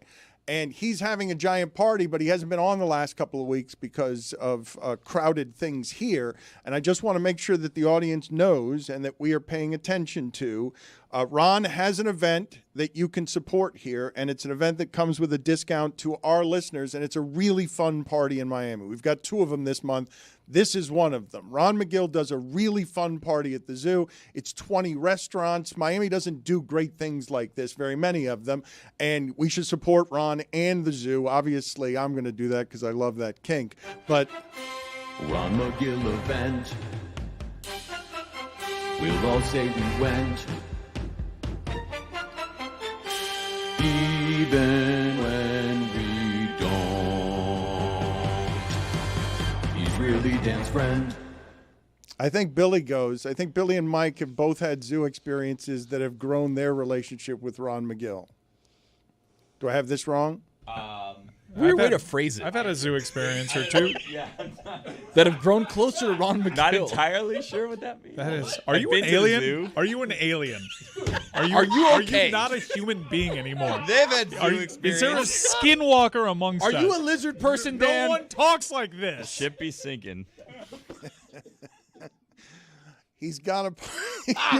Are any of you going? Because That's how you say it. Yeah, There we go. Much better. Zoo experience. Got you closer to Ron McGill. Are any of you craving sustenance at all? Am I hungry to eat lunch? Roy, give people the details so that they can support Ron McGill the way nobody in the world supports Ron McGill. Yeah, it's the Monster Masquerade at Zoo Miami. Is this Saturday, October 18th, starting at 7 o'clock. Folks, this is adults only. Don't bring your kids, all right? Ron McGill event. You can probably meet up with Ron McGill. He's probably going to be dressed up as a vampire. And he's offering this code RONMM25. That's RONMM25 to get 15% off your tickets. And you can find those tickets at zoomiami.org/monster. Ron McGill event. Do you go in a costume to this, or there's just a costume contest? Like, is everyone expected to be dressed up, or just some people are dressed up? Ron McGill event. A masquerade, so yes. You So just cover yes? the eyes. Yeah, dress up. Wait, you cover the eyes? Yeah, in a This is masquerade, like- you wear a masquerade mask. Is this McGill event. those kind of things? I don't That's know. like an Eyes Wide Shut party. I was Yeah, gonna say I don't know this about is- That's my kind I always of wanted to party. go to that. Halloween edition. I'm like into those? You like that. those? I like those. I don't like those. I want to be on the I'm record. I don't into like those. that. I want to go to one. Yeah. I'm with you, What? Jay-Z. Hold Yup. on. You're with him at one? I've seen that movie, BG, and I've always said to myself, I'd like to check one of That those party's parties out. Just want to watch. You know what that Creep around in party- my cape, have a mask, no one knows who I am, and just head on out of there. I'm not watching. McGill event. I'm trying to participate. One of those Trying big, to participate? Have you seen that movie? You know my style. one of Come those on. big phallic noses. Greg, you watching? You participating? In the masquerade event? Yeah. I'm non-attending. Really? McGill event. No, I'm just kidding. I might be there. What if it's? Oh, that's such. Wait a minute. That is. I not, might be mean, there. Yo, chicken time. What? GC, you're not going to be there. How fast you can't even walk? Come on, bro. How are you going to walk them all? You That's pretend a to be good point. Ron McGill's friend, and then you just grift off his stories for profit. It's a whack lie, GC. You write his books. Ghostwrite his books and take all the money because he's a sucker. Ron McGill. Oh, the well-spoken chicken. Ron McGill event. You've written 2 books more than you've written back in my days around here just grifting off of Ron McGill's legacy. A chicken using the word grifting. Huh? That's very impressive. Ron McGill event. Ron, we got to respect that music more than that. This can't just be everything that Jeremy farts out. Ron McGill event. We have another event We'll all say we went. that you guys will enjoy and go to because we got a Miller Lite watch party, and it is a block party. We are going to the Hood. Alex Rodriguez's Hood. Our hood, me and Mike. A home game for the boys. So I think I can say, I don't have this wrong, is Doral as Cuban as where we're headed right now? Doral is not nearly anywhere No. as Cuban as where So- we're going. Venezuela. Have we ever done what we're doing as our block party in the Hood A-Rod's hood. Have we done that in 20 years in Miami before? Yeah, we did do a Miller's Ale House in a similar area. That's a Kendall staple. That was also. a Braylon Edwards Jets game. Wow. Yeah. What year would have that been? Are you a human being? What happened? Where is Dan? That's a sentence. Where is Dan? Zaz, take a look at what happened. Pull to off his Dan? mask. It What might be like year would have that been? Braylon Edwards is What just year was that? it's one hell of a callback to say that the last time we were in Cuban Miami would have been 2009, the last time the Jets had a wide receiver that anybody cared about. Oh wait, I think is when that trade happened. 08-09. Didn't Ted Ginn catch a deep pass in that game? So forgive me. Yes. The place that we are, though, right now with the Jets and the Dolphins is everyone in the sport laughs at the bottom of the AFC East, which is being fought for by, if you're looking at the history of this league as a historian, Greg Cody. The Patriots have dominated the sport for 20 years. While the Dolphins weren't making a playoff game, the Patriots were 7-3 in Super Bowls. Like, just asinine when you think about it. Asinine. Whatever the Chiefs hope to be, may it be as great as whatever that. It's not even half as great yet, even though it's done in a more condensed time. What that Patriots team did for 10 years is a total insanity. During that time, the Miami Dolphins, the Jets, and the Bills fought for the bottom of the division. The Bills went 17 years without winning a playoff game, and now the Dolphins are the laughingstock. And instead of laughing at the Jets today, the country is still laughing at the Dolphins and talking about the apocalypse around them, while Des Bryant and LaShawn McCoy don't talk about the Jets. And speaking of the Dolphins, they're going to be playing the Ravens October 30th, and you can watch that at Flanagan's in Kendall. That's where the watch party. Come have a Flanagan's experience. Yeah, October 30th. I'm not. You're going to call me a homer for this. I'm not being a homer to say that the only winless team in the league, the team that Miami beat, is the laughingstock more than the Dolphins. Oh, the only reason I say it is because now you've added the gas of, we know the Jets don't have a quarterback. Oh, but do we also know that the Dolphins don't have one? Because it's like you're the only reason the Dolphins would be the story today instead of the Jets is because, oh, dear God, they can't even get that the quarterback and coach can't fight in public about anything? Like that's incompetent. That the quarterback says the thing after the game while everything's going down that makes it look like he's pointing all the fingers that way, and then the coach has to do the next day. No, don't point him at me, man. Come on. He misrepresented because they've all lost everything because this is what the lack of leadership looks like when you fall to 1-5. Like, my guess is it's not what it would look like if Tomlin were 1-5 right now. Maybe I've got that wrong. I mean, I think, sorry, Greg, I think part of it is, look, the Jets have a first-year head coach, so even though they're embarrassing, it's expected that they're going to be crappy. The Dolphins, it's the same coach they've had. It's the same quarterback they've had. For the most part, it's the same, Tyreek Hill, it's the same wide receiver they've had. And, oh, my God, they have completely fallen on their face from what they were. So I guess it's more interesting then. I'm just saying that Tua, this past Sunday, had the game-winning drive with less than a minute left. He was 8 for 8 in that drive.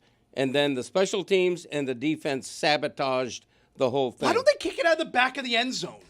Why don't they do that? They got the ball at the 41-yard line. Like, why aren't we kicking out of the back of the end zone there? It's special teams defense just completely I mean, the Chargers exploded. did it after they scored.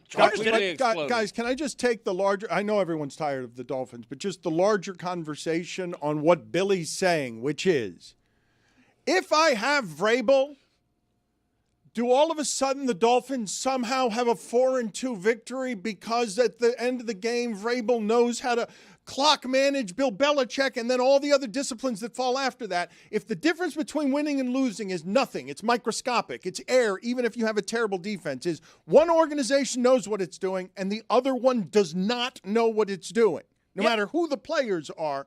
If I say to you, the Dolphins were well run enough to be, by some miracle today, 4-2 because whatever, they won the game at Carolina that they were leading in double digits, and they won the Patriots game because somebody fumbled, and they win the Chargers game.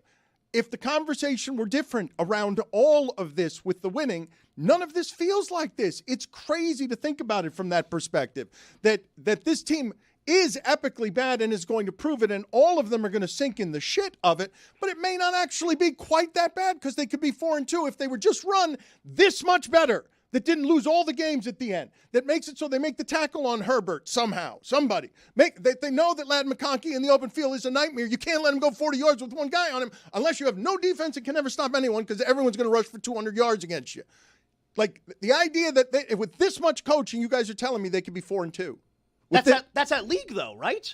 Like, that's that league. It's not like when the good team plays the bad team in college and the good team wins by 28 points. The good team plays the bad team in the NFL. It's a one-score game a lot of times. Like, that's that league, right? Yeah. Well, no, and I mean, the Bills game was also a one-score game until the end also. Like, they played them close, and the Bills have been viewed as an elite team, even though it's been pointed out by Juju, they haven't beat anybody, right? So, like, even if they were 4-2, they would be a bad 4-2. We'd just be convincing ourselves that they were not that bad. But they wouldn't be 4-2. That's the whole point. They would never be 4-2 because they're a bad team. And you lose close games when you're a bad team. The fact that the Buffalo Bills are still the betting favorite to win the Super Bowl tells you how even this is and how much there's a lack of Who a would you put dominant ahead of team. them? Who do you even put ahead of them? I mean, that's just it. There's like Green Bay's up there, obviously Philadelphia probably still, but there's no great team. There's no dominant team this year. In the case of Miami, yeah, they could be 4-2, at least 3-3, and I don't think it's all coaching. I think it's bad players, particularly on defense. You know, Chris Greer's the guy who let them start a season with the worst cornerback play in the entire NFL. That's not coaching. If I may, because we haven't done much college football, Lucy Rodin will be around here in a little bit, and I think Jessica will be as well. I did want to mention that the University of Miami, the last time they lost at home was to Louisville, correct? So It's at Louisville. So and Louisville is a 14. Louisville. They're a 2-touchdown underdog, and I think, tell me if I have this wrong, even though Mario Cristobal's team will be doubted and we will see an ACC championship when we see it, but to date, they look like the best team in the conference now that it's not FSU or Clemson's conference anymore, now that the conference is wide open.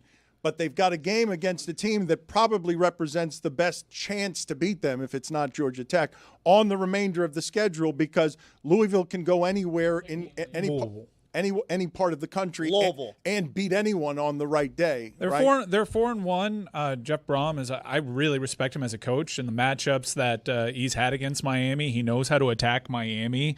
SMU won't be easy. At SMU won't be easy. I mean, traveling on the road, you don't think? We'll see. But I think that this line's a little inflated.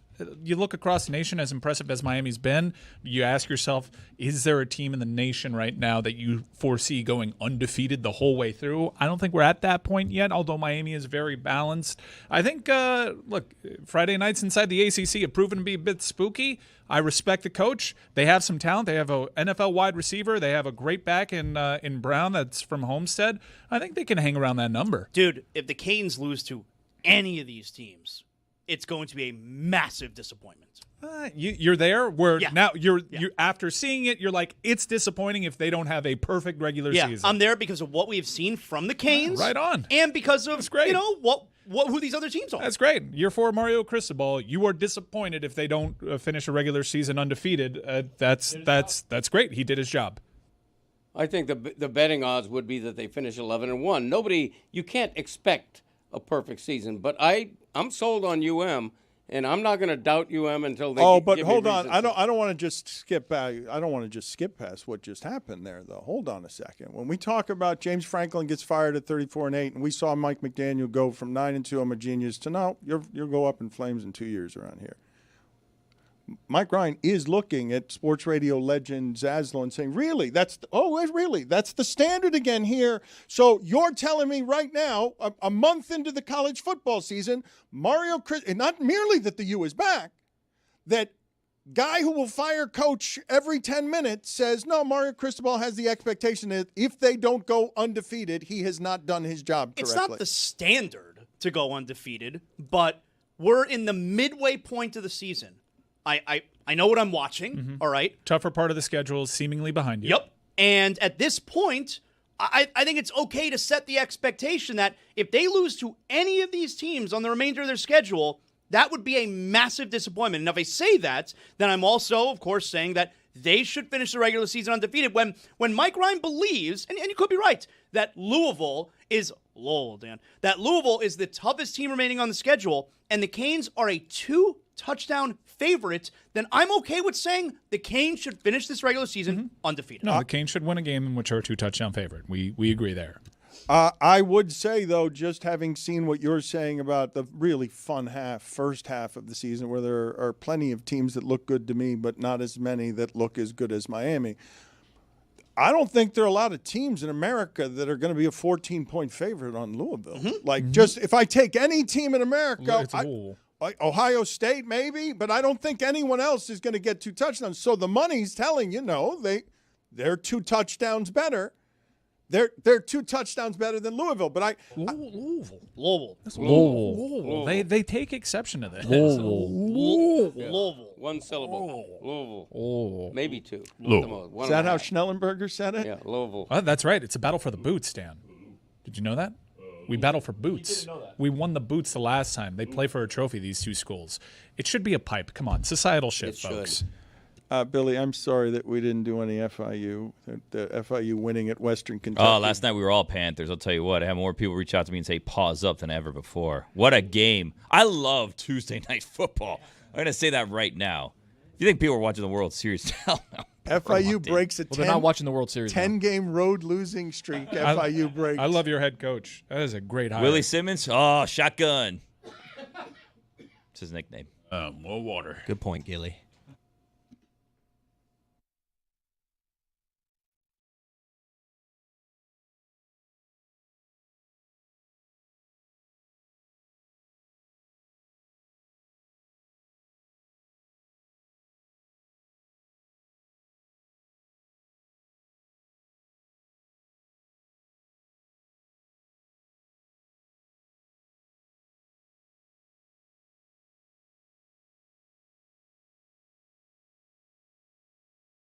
Scared when I disappear for my honeymoon. I'm going to come back and I feel like things are just going to be gone. There's the possibility like the shipping container room just floated off into the Atlantic Ocean. We're still not out of hurricane season. Yeah, I am going to fall it's very easy to fall very far behind, very fast when it comes to the amount of stimulation and news and sports stuff that you are getting. Billy was off the grid. He comes back. Everything's changed except his inability to say anything quickly. So it's white now. Everything is different.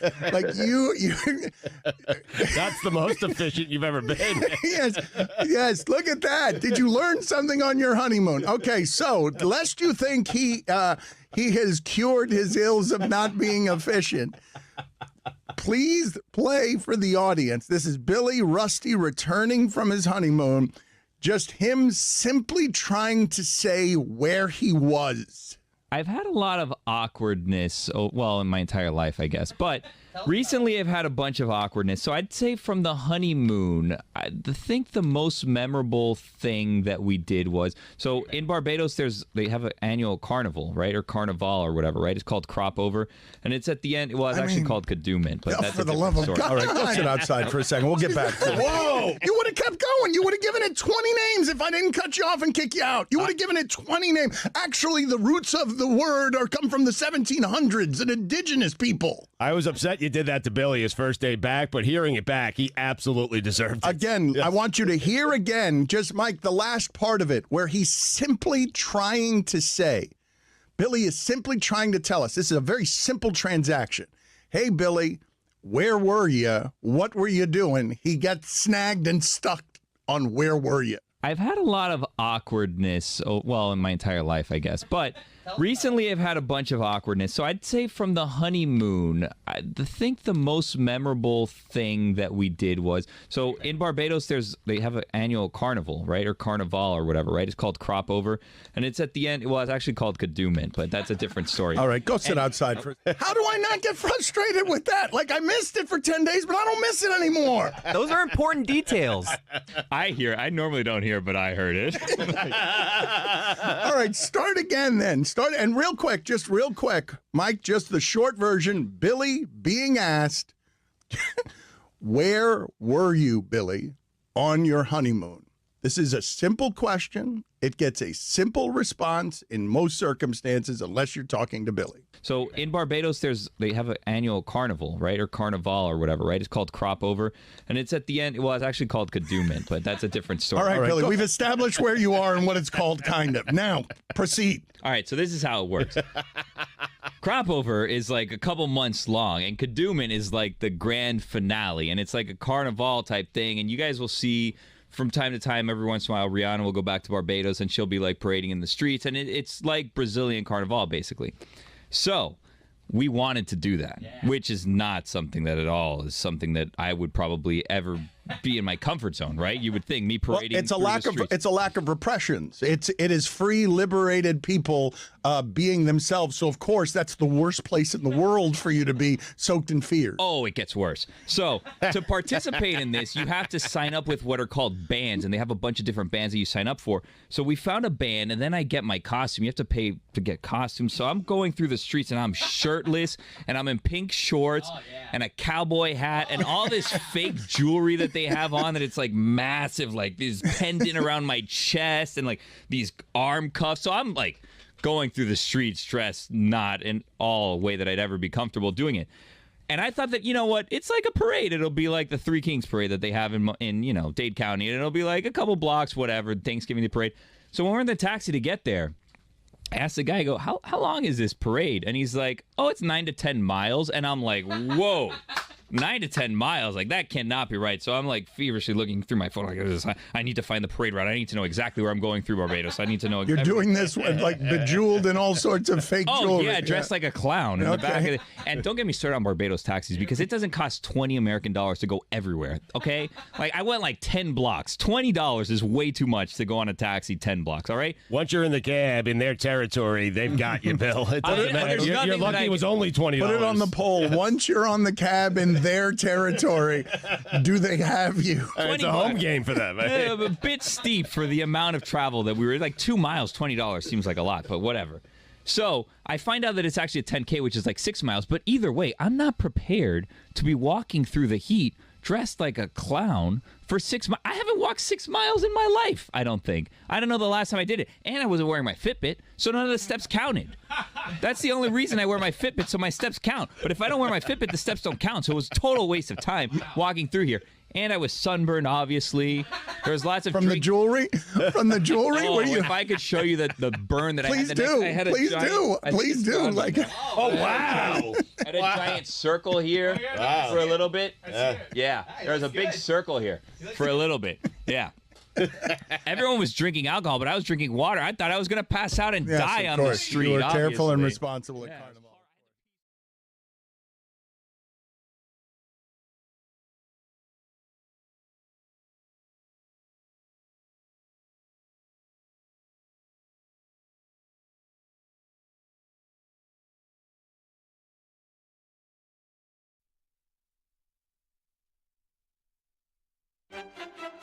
Zoo experience.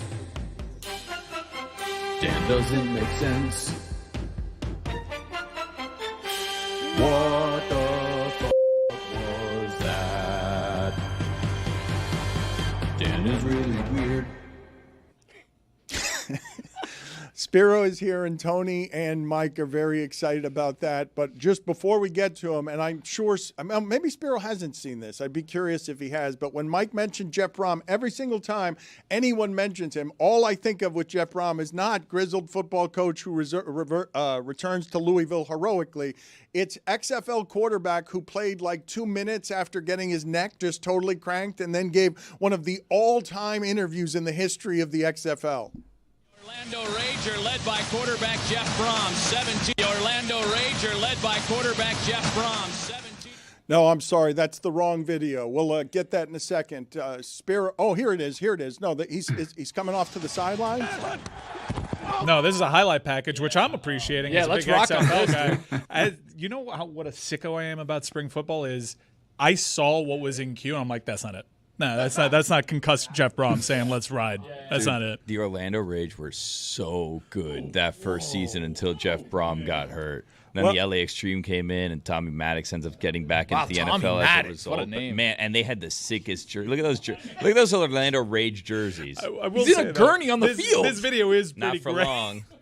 because he was laid on his side. Yeah. Vince Yeah. McMahon must say it's good shit.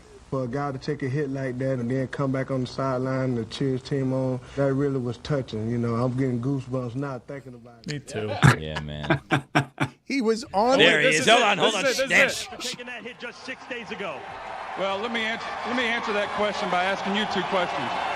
One, is this or is this not the XFL? Yes, it is. 2, do I or do I not currently have a pulse? Yes, I do. Let's play football. Come on. Hell yeah, Jeff Brom. Come on, Dan. I'm taking the plus 13.5. I'm sorry to say this. God, and that was before champion was back to being champion, too, those jerseys. Oh! Spiro, you know what we're talking about, right? Brings back memories. I miss the XFL. How you guys doing? Thank you for your maiden voyage with our show, Speedo. It looks like a movie. It's an unbelievable injury. Like, his face was sideways, and he was concussed in a way that, but no, this was not. Where's his chin strap? He's got a pulse. He played 6 days later.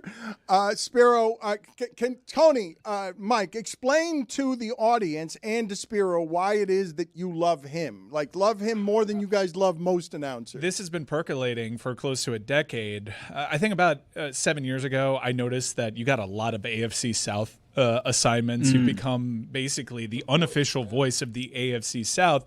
And while those games may not scream at you at the start of the schedule and when the kickoffs begin at 1 o'clock, you're always a prominent fixture during the witching hour because this division is so competitive. And let me just say, when you say Mo Alley Cox, it's goosebumps. I don't know what it is specifically about Mo Alley Cox being in the back of that end zone when Spiro Dides is on the call. But it's magic, man. It's like he is your signature player. When I close my eyes and I think of an AFC South game, the soundtrack of it is Spiro Dides saying, "Touchdown, Mo Alley Cox." Yeah, no question. We just wanted to shout that at you. Like, it's what I associate you with. It's just that one 4-syllable beautiful name. I guess our question is, do you agree, Mo Alley Cox? Yes. I do, Mike. Thank you. I just want to formally thank you for your support and your love over the years, and know that we do have one fan around the country who appreciates what we do in the AFC South. We actually have a text group chat with my partner Adam Archuleta and Aditi and my producers. Hey, the title of it is AFC South Crew. Hell yeah! All right, is our group chat. So. I accept your invite. Yes, you will be getting an invite as soon as this interview is finished. It is funny that to watch. Chris Myers went to my high school, and the highest he will get in broadcasting is, I get some of these games over here because Jacksonville is where I have to go every once in a while. Why you're expecting him? For some reason, you guys were thinking you were going to hear him on the Raiders the other day. We thought it was going to be Colts Raiders, which is when I close my eyes, I hear Spiro Dides Colts Raiders 4:25 in the afternoon window, and I'm like, all of a sudden I'm locked into that game. Basically, Spiro, you should have investment properties in Indianapolis. They must all know you. We do. Our Arch and I do check real estate trends in Indianapolis and Jacksonville at the start of every season. We've spent so many weekends there and so many days there. It's gotten almost comical at this point. But I will say, seeing the Colts, go now to this higher level, it's almost like seeing one of your children grow up to do like wonderful and amazing things. So we are enjoying seeing some of these successes of our babies go on and do great things in the world. Look, the Colts might be too good. I don't want them to get Nance and Romo assignments here. This is not good. You got to ride the horse that brung you. All right, there is an official voice of the AFC South here, and now we have a team that appears to be AFC Championship caliber. Yeah. Spiro needs to be on these calls. Get Nance out of here. Yep. Yeah, I don't know if Nance and Romo on a Colts game sounds right. There's something off with that. Yeah, I think I'm gonna lobby my bosses. I got to hear him say Mo Alley Cox. I've never heard him say it, but it just won't hit the same way. Spiro. The same. It is a great name to say. You just punch it. It's like phonetically, it's just one of those nice names. You just enjoy it coming off your tongue. Spiro, Spiro. Spiro, Spiro. He calls games we love. Colts versus Jaguars. This is the highlight of my broadcast career, fellas. Thank you very much. Thank you for making me feel good. Well, as someone who's as good as you actually are, though, you do hear the music and what it is you do. And as they make fun of you on Mo Alley Cox, it is a musical. Whoa. No, make fun. This is I thought they were giving me a compliment. What are you doing, Dan? What are you doing? Spiro, pay him no mind. He's a shit, That's what he sir. does. We are Team Guys, I Spiro got you. here. Thank you. Dan just doesn't understand. He's Thank more you. of a he doesn't get it. He doesn't get our connection.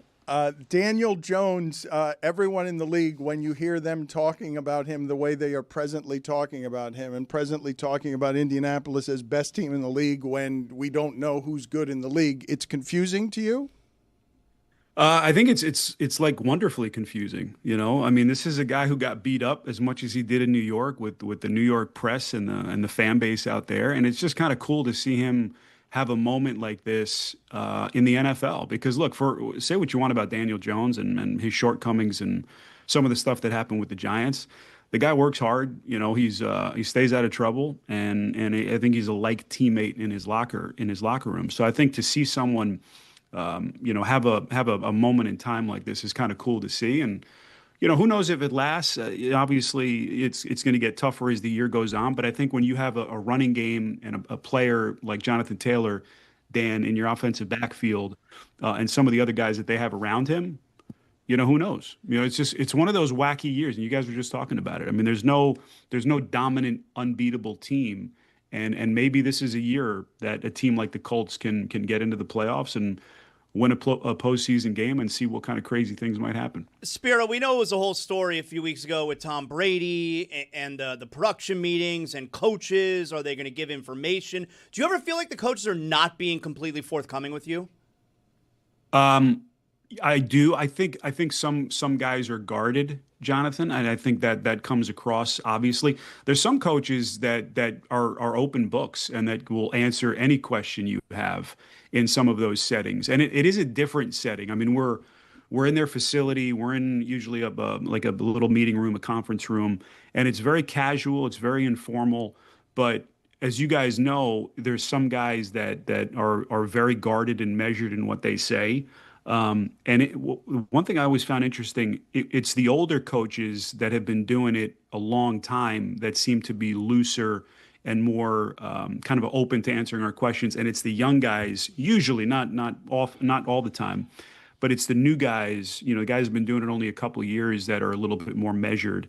And that's one thing that I've always found interesting. The whole thing with Tom Brady, I think it was maybe much ado about nothing. The one thing I will say that maybe I could understand how some teams would be a little would have an issue with that is that he's now a partial owner, obviously, of the Raiders, and he's gaining access to guys who are potential free agents who may be coming on the market, and that could give him maybe a little bit of an unfair advantage because it gives him a chance to maybe build a relationship with one of these guys. And so that was one thing that was brought up that made sense, but all the other stuff I thought was maybe probably blown out of proportion a little bit. When you say, though, that the younger guys are more careful, I would assume that's because they, as the young people, treat it even more as if it's an information business and they don't want you to know anything, and the old guys are just more comfortable doing it old school. That the young people think all information is important information, so that why would they give you any of it? Yeah, I think that's a good point, Dan. I think the other thing is, they don't know who they can trust yet.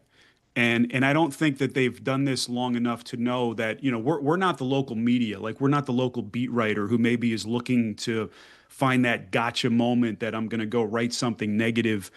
We know that if we betray confidences, if a head coach tells us something about a player and we use that on the air, we're going to see this team probably 2 weeks down the road, 4 or 5 weeks down the road. And if it's an AFC South team, as you guys know, I'm going to see them probably very often. So if I betray that confidence, they're not going to maybe even want to see me again. So that's something that I think some of the younger coaches don't understand. But eventually it's explained to them that, hey, the CBS crew that's in here to do the game, this is not the local beat writer.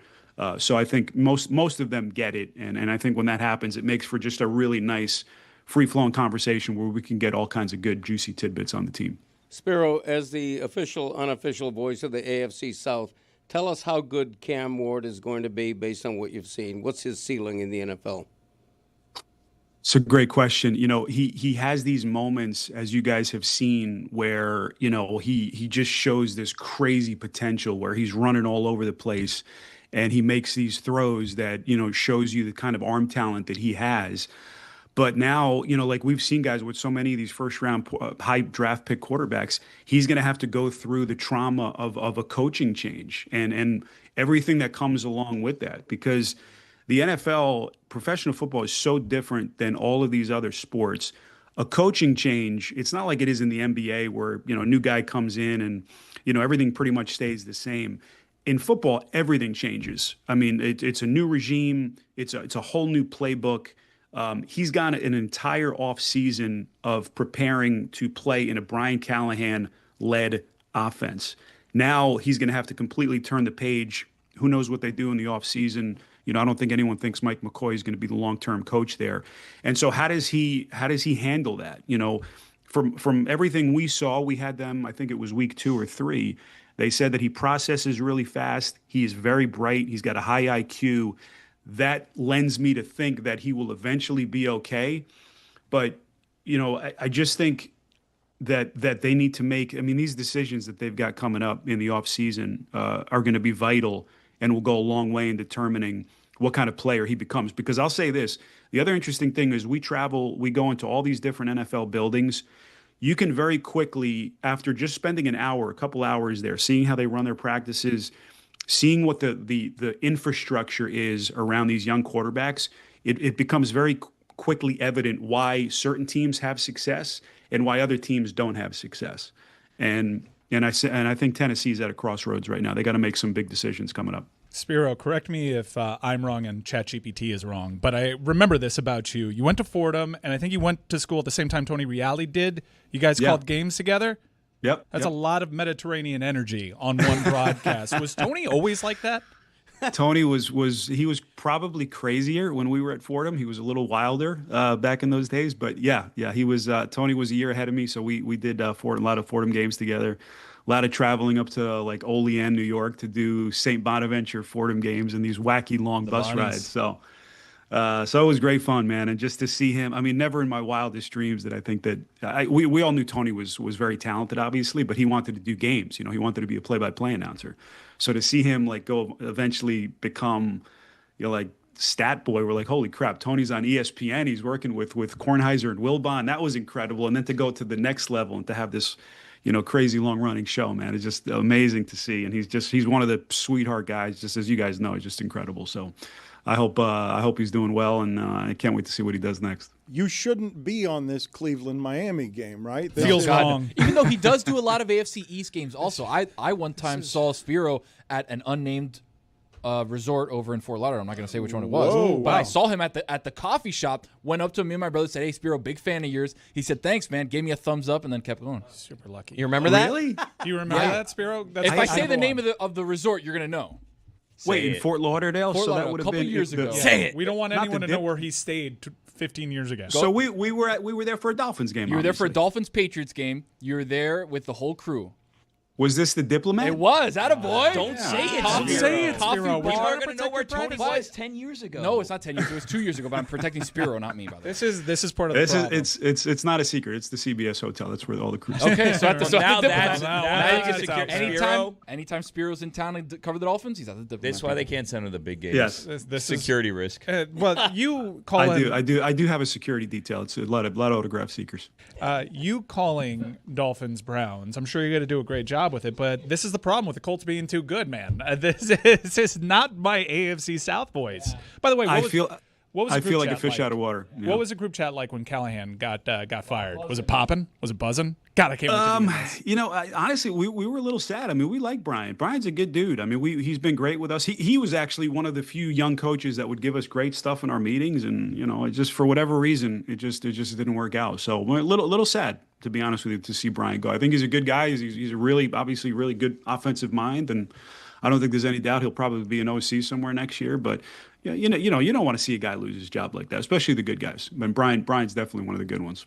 Mike, you didn't get what you wanted because he's just saying he gave us information in the meetings, and that's why he lost. The other guys weren't giving him information. He's got relationships with him. Although I can assume that you like Liam Cohen. He speaks Liam like Cohen was he's a good- breath of good fresh time, air when it comes to media availabilities. Spiro, you are famously Greek. We can tell Yes. this by your name. So I would like to run like a culinary king of the mountain with you. Because I'm part of a big Greek family, so I would like to know what Spiridides thinks by process of elimination is the top Greek dish. Will you indulge me here? Yeah. Wait, you're Greek? No, I'm married into it. Big Greek family. Okay. Gotcha. All right. Okay. We begin with dessert. Loukoumades versus baklava. Baklava. All right. So baklava versus pastitsio. Well, that one's a dessert. I one's know. a I know. food. We're playing King of the Mountain, though, Spiro. That's the rules. Come on, Spiro, play the game. Come on. Pasticcio. Pastitsio Oh, versus you know how he pronounces it too? Pastitsio versus gyro. Pasticcio. Pastitsio versus souvlaki. See, it just depends what the quality is. You know, I would say probably I'll go souvlaki. Souvlaki versus moussaka. Souvlaki. I'm not a moussaka guy. Souvlaki versus saganaki, which is just cheese. Oh, we love that. Well, I love saganaki. Wait a minute. A good saganaki is very, very good. I'm gonna stick with souvlaki though. Souvlaki versus spanakopita. Spanakopita. That's the champion. And look at this beefcake from Hofstra right here. It's Reale. Look at these two guys. And Reale was the one who, what did I say? Jesus Hofstra. Christ.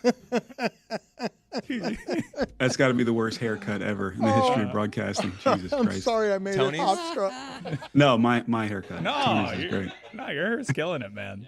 Ah, man. You've been doing this for a long time. I look like Paulie D from Jersey Shore. My goodness. Yeah, it was as a Mediterranean man myself, it was really cool seeing you get your start really early. Yeah, I'm Mediterranean. I got that olive skin. You know about that olive skin, Zaz? You don't know about that You don't olive know shit skin. about that, Zaz. Nah, But player. Spiro has been doing this for a really long time. His voice has been associated with the NFL, and he's still a very young man. It was crazy that you got your break so soon. That doesn't happen like that.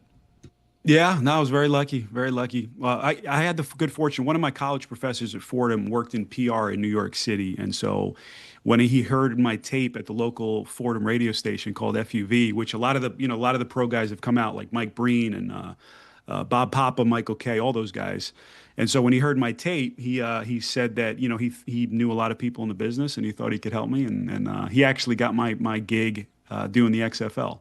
So that was like my first foray into the pro ranks, and that everything started from there. It was a wild, crazy ride. Spiro, when you're doing the tournament and you're doing what, 3-4 games in a row? I mean, it's got to be so hard, right? Crazy, yeah. The first day of the tournament is probably the most taxing experience that you could have doing this because it's not only the amount of games, but it's also the fact that like this is like the big moment for these players and these teams. So you want to, you're studying, you're preparing like around the clock leading up to that first day of the tournament. So you've got like the mental stress of like wanting to do these guys justice and to give them their proper due. And so it's unlike any event, any assignment that any of us get, any of us that are fortunate enough to do the tournament. And it's great. And now to add to the craziness, my partner Jim Spinarkle and I the last couple of years have done both nights of the first four in Dayton, and then so it's the multiple games Tuesday, 2 games Wednesday, get on a plane, go to our first round site, and then 4 more games on Thursday. So it's pretty bananas, and I just got to get sleep, man, that week before the tournament because you're going to be catching like an hour or 2 if you're lucky. Last question before we let you go here. In terms of the runs that you've been associated with, whether it's multiple Laker championships or Linsanity, like what do you regard as the highlight of what it is that you've been around where you're getting the most goosebumps because you're like, you can't believe that you've arrived in a place. I don't even know how old you would have been during Linsanity, right? Yeah. Man, Linsanity got, 2012, so I was probably 30, maybe 35, 36. That Dan was crazy, just as like this little brief sustained run. But I think when I'm at the end of my career and I'm thinking about like the big moments, it's probably going to be the run with the Lakers, and just because Thought it was a touchdown to Mo Alley Cox in the back of the end zone. That's number 3. That's number 3 on the list. But like to experience the NBA Finals at that young age was wild. But then for it to be Lakers Celtics, the ultimate rivalry in the history of the NBA, and to experience it twice, to experience like what the fans were like throwing rocks at our bus, getting in and out of the arena, shaking the bus as we were coming out after they had beaten us in 2008. All of that stuff, man, it was just incredible. Just like to be behind the curtain when they eventually won it, and to like be at the championship, because you see these teams celebrating championships in the locker room as a kid. Then all of a sudden you're in that locker room, and then you're at the post-game celebration where everything just is just incredible. So to experience all that stuff with Kobe and Phil Jackson and all those guys was quite something. Now, typically, Dan likes to pretend this is a piano bar, but you're not on a Colts game this week. So I have a request. Can you give us a faux Alley Cox? Just for your boys, one last time here in the back row that love the unofficial voice of the AFC South, can you call us a faux Alley Cox touchdown in the back of the end zone? You ready? I don't know. Oh, my God, he's going to do it for us. It's going to be a 3rd and 10, Indianapolis down 6 He's always with there. 27 seconds left. Daniel Jones from the gun takes the snap, drops back, rolls right. He's got a guy, back corner of the end zone, fires, and it's caught. Mo Alley Cox and the Indianapolis Colts in front are going to win it on a last-second toss. It's a tie and game, again, it's actually. Mo Alley Cox. Well, they need the PAT. Yeah, they got to kick this member down 6. Oh, no. They do need a PAT. He blew It's a very good catch. He blew the call. Why, guys? Tie game, overtime. Why he's doing Browns games. Man, you guys are sticklers, man. Yeah. Well, just the next time That's why I'm the AFC South. I blew it. The next time the real thing happens, put a little extra on it. Your boys will be listening. I will. Thank you, Spiro. Appreciate the time. Thanks, guys. Thank you. Efcaristo. He calls games we love. Colts versus Jaguars. Jeremy has been cooking in the other room. He badly wants to talk baseball. I like this version of JT. He's been warming up the entire game, trying to get in the game. We have not allowed him in the game. So, Jeremy, go ahead and give me whatever thoughts you have on last night's baseball games. Pitch clock and in other places, you have a very confined space here to talk baseball. Yoshinobu Yamamoto, Dan. He was spectacular. And what he taught everyone once again is that throwing strikes is really all you need to do as a pitcher. Mixed quadrants, up, down, left, right. Stay in the zone, give the team an opportunity to hit, and great things happen. He was dominant after Blake Snell was technically better the night before. Complete game, 3 hits. It was insane. Dodgers are unbelievable, Dan. Yeah, that's part of the problem. Greg is now officially in the mode where the only thing that he's interested in is baseball. In baseball, I'm guessing would be, will the Dodgers lose? What's happening? Did you get bored by Spiro? Like, why are you laying so? GC, you just pulled the mic lower. He's creeping lower and lower. His leg is killing him, guys. Thank he has you. it up. You need an ice Billy pack? gets me. Yeah, my leg is hurting very much. Roy's asking if you want an ice pack. That'd be great, actually, if you got one. No, I thought Spiro was great. Dodgers against Mariners is my ideal World Series as long as you can guarantee me a Mariners win. Nobody outside of L.A. wants to see the Dodgers win again. Nobody except in Canada wants to see the Toronto Blue Jays win. Milwaukee is a popular Cinderella type team, but nothing like Seattle with the dumper, big dumper. You got to have we're a Mariners nation right now. Okay, that is America's team, the Mariners. They have to beat the Dodgers because right now the World Series matchup is foregone. I don't think it's a foregone you conclusion. can't do that in baseball. You can't do that. It's not like the Dodgers. You can't do that in baseball. Yeah, you can. Thank you, Roy. Could I get a Roy, that's kind of Miller Lite half-assed. as You well? can't just give him a. Could I get a Miller Lite? Yeah, you got to put a towel around that at least. I mean, Roy, but you got to put it on Miller his knee, Lite. though. I didn't think anybody heard me. Oh. That was good analysis, Greg. Thank you. Mark my words. Oh. If it's not a Dodgers, I almost said Mariners. Seahawks, Mariners. Yeah. World Series, I will walk from here to Seattle. Yeah. But only if I get my On knee that repaired. Only if I get my knee repaired. How long would Mariners that are take? like minus 650. Greg. All right, it's a bet. And if not, Dan has to do it. Yes. Right. I Or mean, no, if not, Dan has to buy you a white Camaro. Yeah, a white- or a white Corvette. Yeah. Right. It's Exactly. right there for Yeah. you. Where are we on that? Where are we on the white Corvette? You got to get me a VIN. I'll do it. Vin Scully. That kind of in. Thank you. Man, I'm beaming from Spiro. Dude, he's so That he's was so a good. thrill. That was a thrill. I can't believe you saw him years ago In person, man. at the We- Diplomat, and you didn't tell me. Me and my brother were there, and we were like, dude, I think that's Spiro Didi's. You And don't- then he turned around, and we were like, oh my god, it's him. it's Spiro Didi's. We were like, we kind of give him a thumbs up. Spiro, big fan. He's like, thanks, boys. We should have. Let's have him on again and have Reali on. That'd be nice. A little class reunion For Hofstra. for Hofstra, as Dan likes to put it. You're on one today. Yeah, you my are. fault.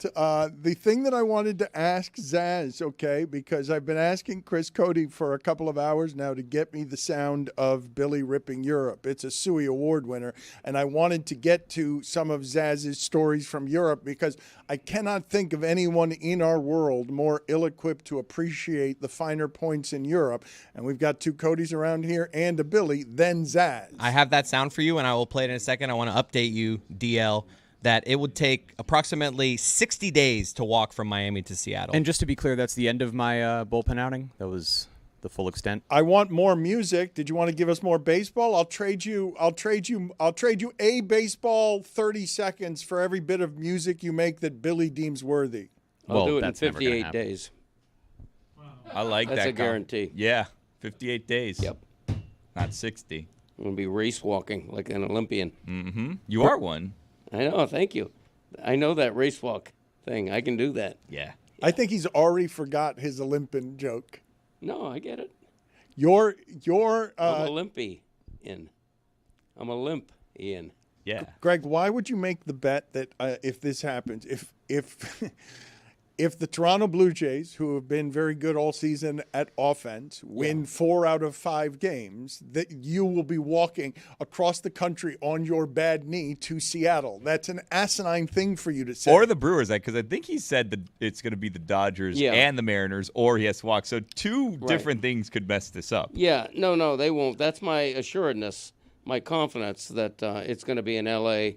Seattle World Series. You know, it's in the stars. It's done. Okay? Bet it. Bank it. Bet it, bank book it, mark your words, book it. Bet it, Thank forget you. it. That's right. Go ahead and play the sound, please, of Billy ripping Europe so I could get Zaz's thoughts on Europe. Europe sucks. I don't know if you're aware of this. Like, we keep saying, like, well, in Europe, this would happen. Europe is terrible, which is why all of us left Europe. That's why everybody's here in America, because everyone decided, you know what? Europe is terrible. Like, the English decided, the Spaniards decided, the Italians decided. Every single person came together It's a at melting one pot. point in time and said, you know what? We may not disagree on a lot of things, but we can all agree Europe sucks. Let's just jump on this boat and see where it takes us, because we can't be here anymore. Because Europe, again, terrible. No air conditioning. Everything is old. Horrible. All they do is try to steal American culture and then tell you all of their old crap is so great. Europe, terrible. And it takes forever to get there. Forever to get there. If I'm boarding a plane for 8 hours, Europe better not be where I'm landing. I'll tell you, you're pretty spot on there, Billy. All right. Now, I'm wearing this beret right now that I got from Paris. I got it right on the streets there a couple days ago because, you know, it looks good at me, Dan. But besides that, Europe, what's going on there that's not going on in Cooper City? Let me tell you a couple things that I noticed there. Number one, in order to watch any sports, and I don't understand, they only do soccer there apparently, like NBA, NFL, NHL. They're missing out on all their good things, all right? Their time zone sucks. It's not a good time zone. Getting there is terrible. But here's the thing. In order to just watch anything, because I did watch a little bit of football last weekend, Dan, I had to get a VPN You know what a VPN is? I don't. That's like the thing you put on your phone and it hides your location. So you could stream whatever you want, sports, like you normally do on your phone. How is that even legal? I don't know. Come at me, bro. What I did may have been illegal, but I had to order a VPN so that I could watch the sports You there. don't have to order it. It's already built in your phone. I feel like TC knows about VPN. All right, like I got said, a couple guys. like I said, come at me, bro. I'm not scared, all right? Do what you got to do to watch sports while you're there. And here's the thing. All these tours, man. Multiple. Whoa. Billy. Whoa. Multiple. Whoa. What? You said the F word. No. He didn't say He it. goes, fuck. Yeah, you said No, I didn't. It sounded like it. No, I didn't. All these tours, multiple 5-hour tours. I was going to say 5. That's what happened there. Yeah. Multiple 5-hour tours. That 5-hour sounds tours. terrible, Jay-Z. 5-hour tours. Gilligan got lost on one of those. And the it was walking. 3. It's Yeah. too much walking. There's steps everywhere. What's with all the steps? Going up steps and down steps. Whatever happened to just flat land? Europe where I could hates the walk cripples. places. And you know how the floor, the concrete is? It's uneven, you know? Cobblestone. Can we put cobble? Nobody was ever walking on the street and said, you know what I'd love right now? Some cobblestone. How about asphalt? Where'd Who that go? cares? Who cares? Can I ask you something? Have Yeah, they go ever on. heard of Benjamin Franklin? Because he invented electricity, as I understand it, and they have their own outlets over there. How about you respect the guy that invented electricity, Benjamin Franklin? Right, I got to go buy all these different kinds of outlets. And because we went to London and to Paris, I got to get a London type of outlet and then a Paris type of outlet. What are we doing here? Give me one outlet that works everywhere. My God. You know about that channel? Nah, man, I never heard of that. Chunnel? The hell is that? Is that food? What is a chunnel? Sounded like you said the F word, Zaz. It I did. definitely did not. FCC issue. You said chunnel. The telephone number, if you want to do boldest take with us, is 305-486-GOTS, 305-486-4689. Oh, the plane ride. I heard about this. So listen to this. We'll get to boldest take in a second. Zaslow on the plane gets creeped out, filled with anxiety by the movie Paul Rudd with Tim Robinson, Friendship. Makes Zaslow so uncomfortable. It's just total. It's comedy, and Tim Robinson is doing. He's got the new show on Max, the Chair Company, where like he's the hottest thing as the world's most awkward comedian. I had never seen any of his stuff yet. Yeah. Oh, really? No. Like, I knew what I was getting into, but I had never seen any of his stuff. Yeah, he's doing comedy differently than everyone else is doing it. But in this particular movie, why did it freak you out on the plane? So I'm like, okay, I'm going to watch this movie, Friendship. You know, I have like 40 hours to kill on this plane. So I put on the movie, and I got to tell you, from like a minute in, I didn't know if I was going to be able to watch the whole movie. Like, it gave me agita. I'm with you. I I had thought it was just anxiety right from the get-go. Now, I will tell you, I enjoyed the movie. I liked it a lot. But the entire movie, I had very, very bad. I get secondhand embarrassment really easily. Even if it's not something that's real in front of me. If I'm watching a TV show or a movie, like I want to run and hide. I don't know. I have a hard time handling it. And this movie was like peak for me. I had agita the entire movie. So it gave you anxiety a little bit. A lot of anxiety watching Well, this I have a movie. top 5 anxiety-inducing films. Oh. OLI, Whiplash. That movie is tense. Can I ask you something about Whiplash? Is the teacher, played by J.K. Simmons, is he a good teacher or is he a bad teacher? He's a bad teacher. He is? He's a bad teacher. Got the best out of his student. He hit the guy. You got fired. He hit him. Wow. Really Teacher's supposed to get the best out of your student? But really abusively. He got it out of him like okay. The That's reason not my tempo. Just a I feel like I'm listening to Big Dog talk about Jonathan Gannon. He hit him. OLI. I just on that movie, I thought the whole reason for the anxiety is because they were basically J.K. Simmons was going for maximum abusive. That's why it made you anxious. He was one of those single tear criers, you know. J.K. Simmons, voice of the yellow peanut M&M. That is right, Greg. Good job, Craig. That was a 3 Facts Jack on the Greg Cody Show recently. Thank you. Really? OLI. Don't Breathe. Do you know what this movie is? It's a horror movie. I haven't seen it. Yeah, it's about, Not blind breathing? guy. Don't breathe. Don't breathe around him. He can hear you. He's got really good hearing and also might inseminate you. Creepy. Whoa. Last OLI, The Lighthouse. Well, that's Willem Dafoe, right? That's an OLI. It's a Christmas rom-com. It's awful. It's awful. It's an awful it'll movie? crawl around in your skin. No, it's a great movie, but only if you want to feel unpleasant. Like you have to be craving. Who feeling wants to feel unpleasant? Who wakes up and says, "I want to feel unpleasant today"? Some people. Dan, I've never seen the movie, but the synopsis is basically a pajuso lives in a lighthouse, right? No, it's a Christmas rom-com. Number 5, Buried. That's a good. That's a good great. one. That's a good movie. That one is great. A lot of agita. Yep. Number 4, Requiem for a Dream. I'll never watch that movie again. The heroin arm, please. They should rename that film The Heroin They Arm. should. That is. Put it on the poll at Le Batard Show. Should Requiem for a Dream be renamed The Heroin Arm? Number 3, Beau is Afraid. That one was really good too. This movie's about someone that suffers from anxiety, and it puts you in their shoes. Number 2, Uncut Gems. Yeah. That movie's just one big panic attack. It is. And number 1, The Coffee Table. Still haven't seen The Coffee Table. Still afraid of The Coffee Table. Let me hear the Boost Mobile hot take line of love. The Boost Mobile boldest take is presented by Boost Mobile, the newest 5G network in the country. Want to see a three-man cage match? Conan O'Brien, Pablo Torre, and Mark Cuban in one cage. Go. Hey, Dan, keep the Carolina Panthers name out your f***ing mouth. A 4-day work week is more exciting than a 3-day weekend. We need to start treating the uprights in football like the fair pole in baseball. If you clang it against the upright, good job. 3 points to you. I always thought CVS stood for convenience store. Cam Scatterboo and Jonathan Taylor should switch names. Patrick Mahomes is to Mario as Josh Naylor is to Wario. Is this just me, or is anyone else uncomfortable drinking soda after you guys shamed everybody with a soda drinker's body? If I was trapped on an island with Pablo Torre, I'd swim. This is my limited fake Dan Campbell. Man. Come on. I like the Panthers observation. You pissed that guy off.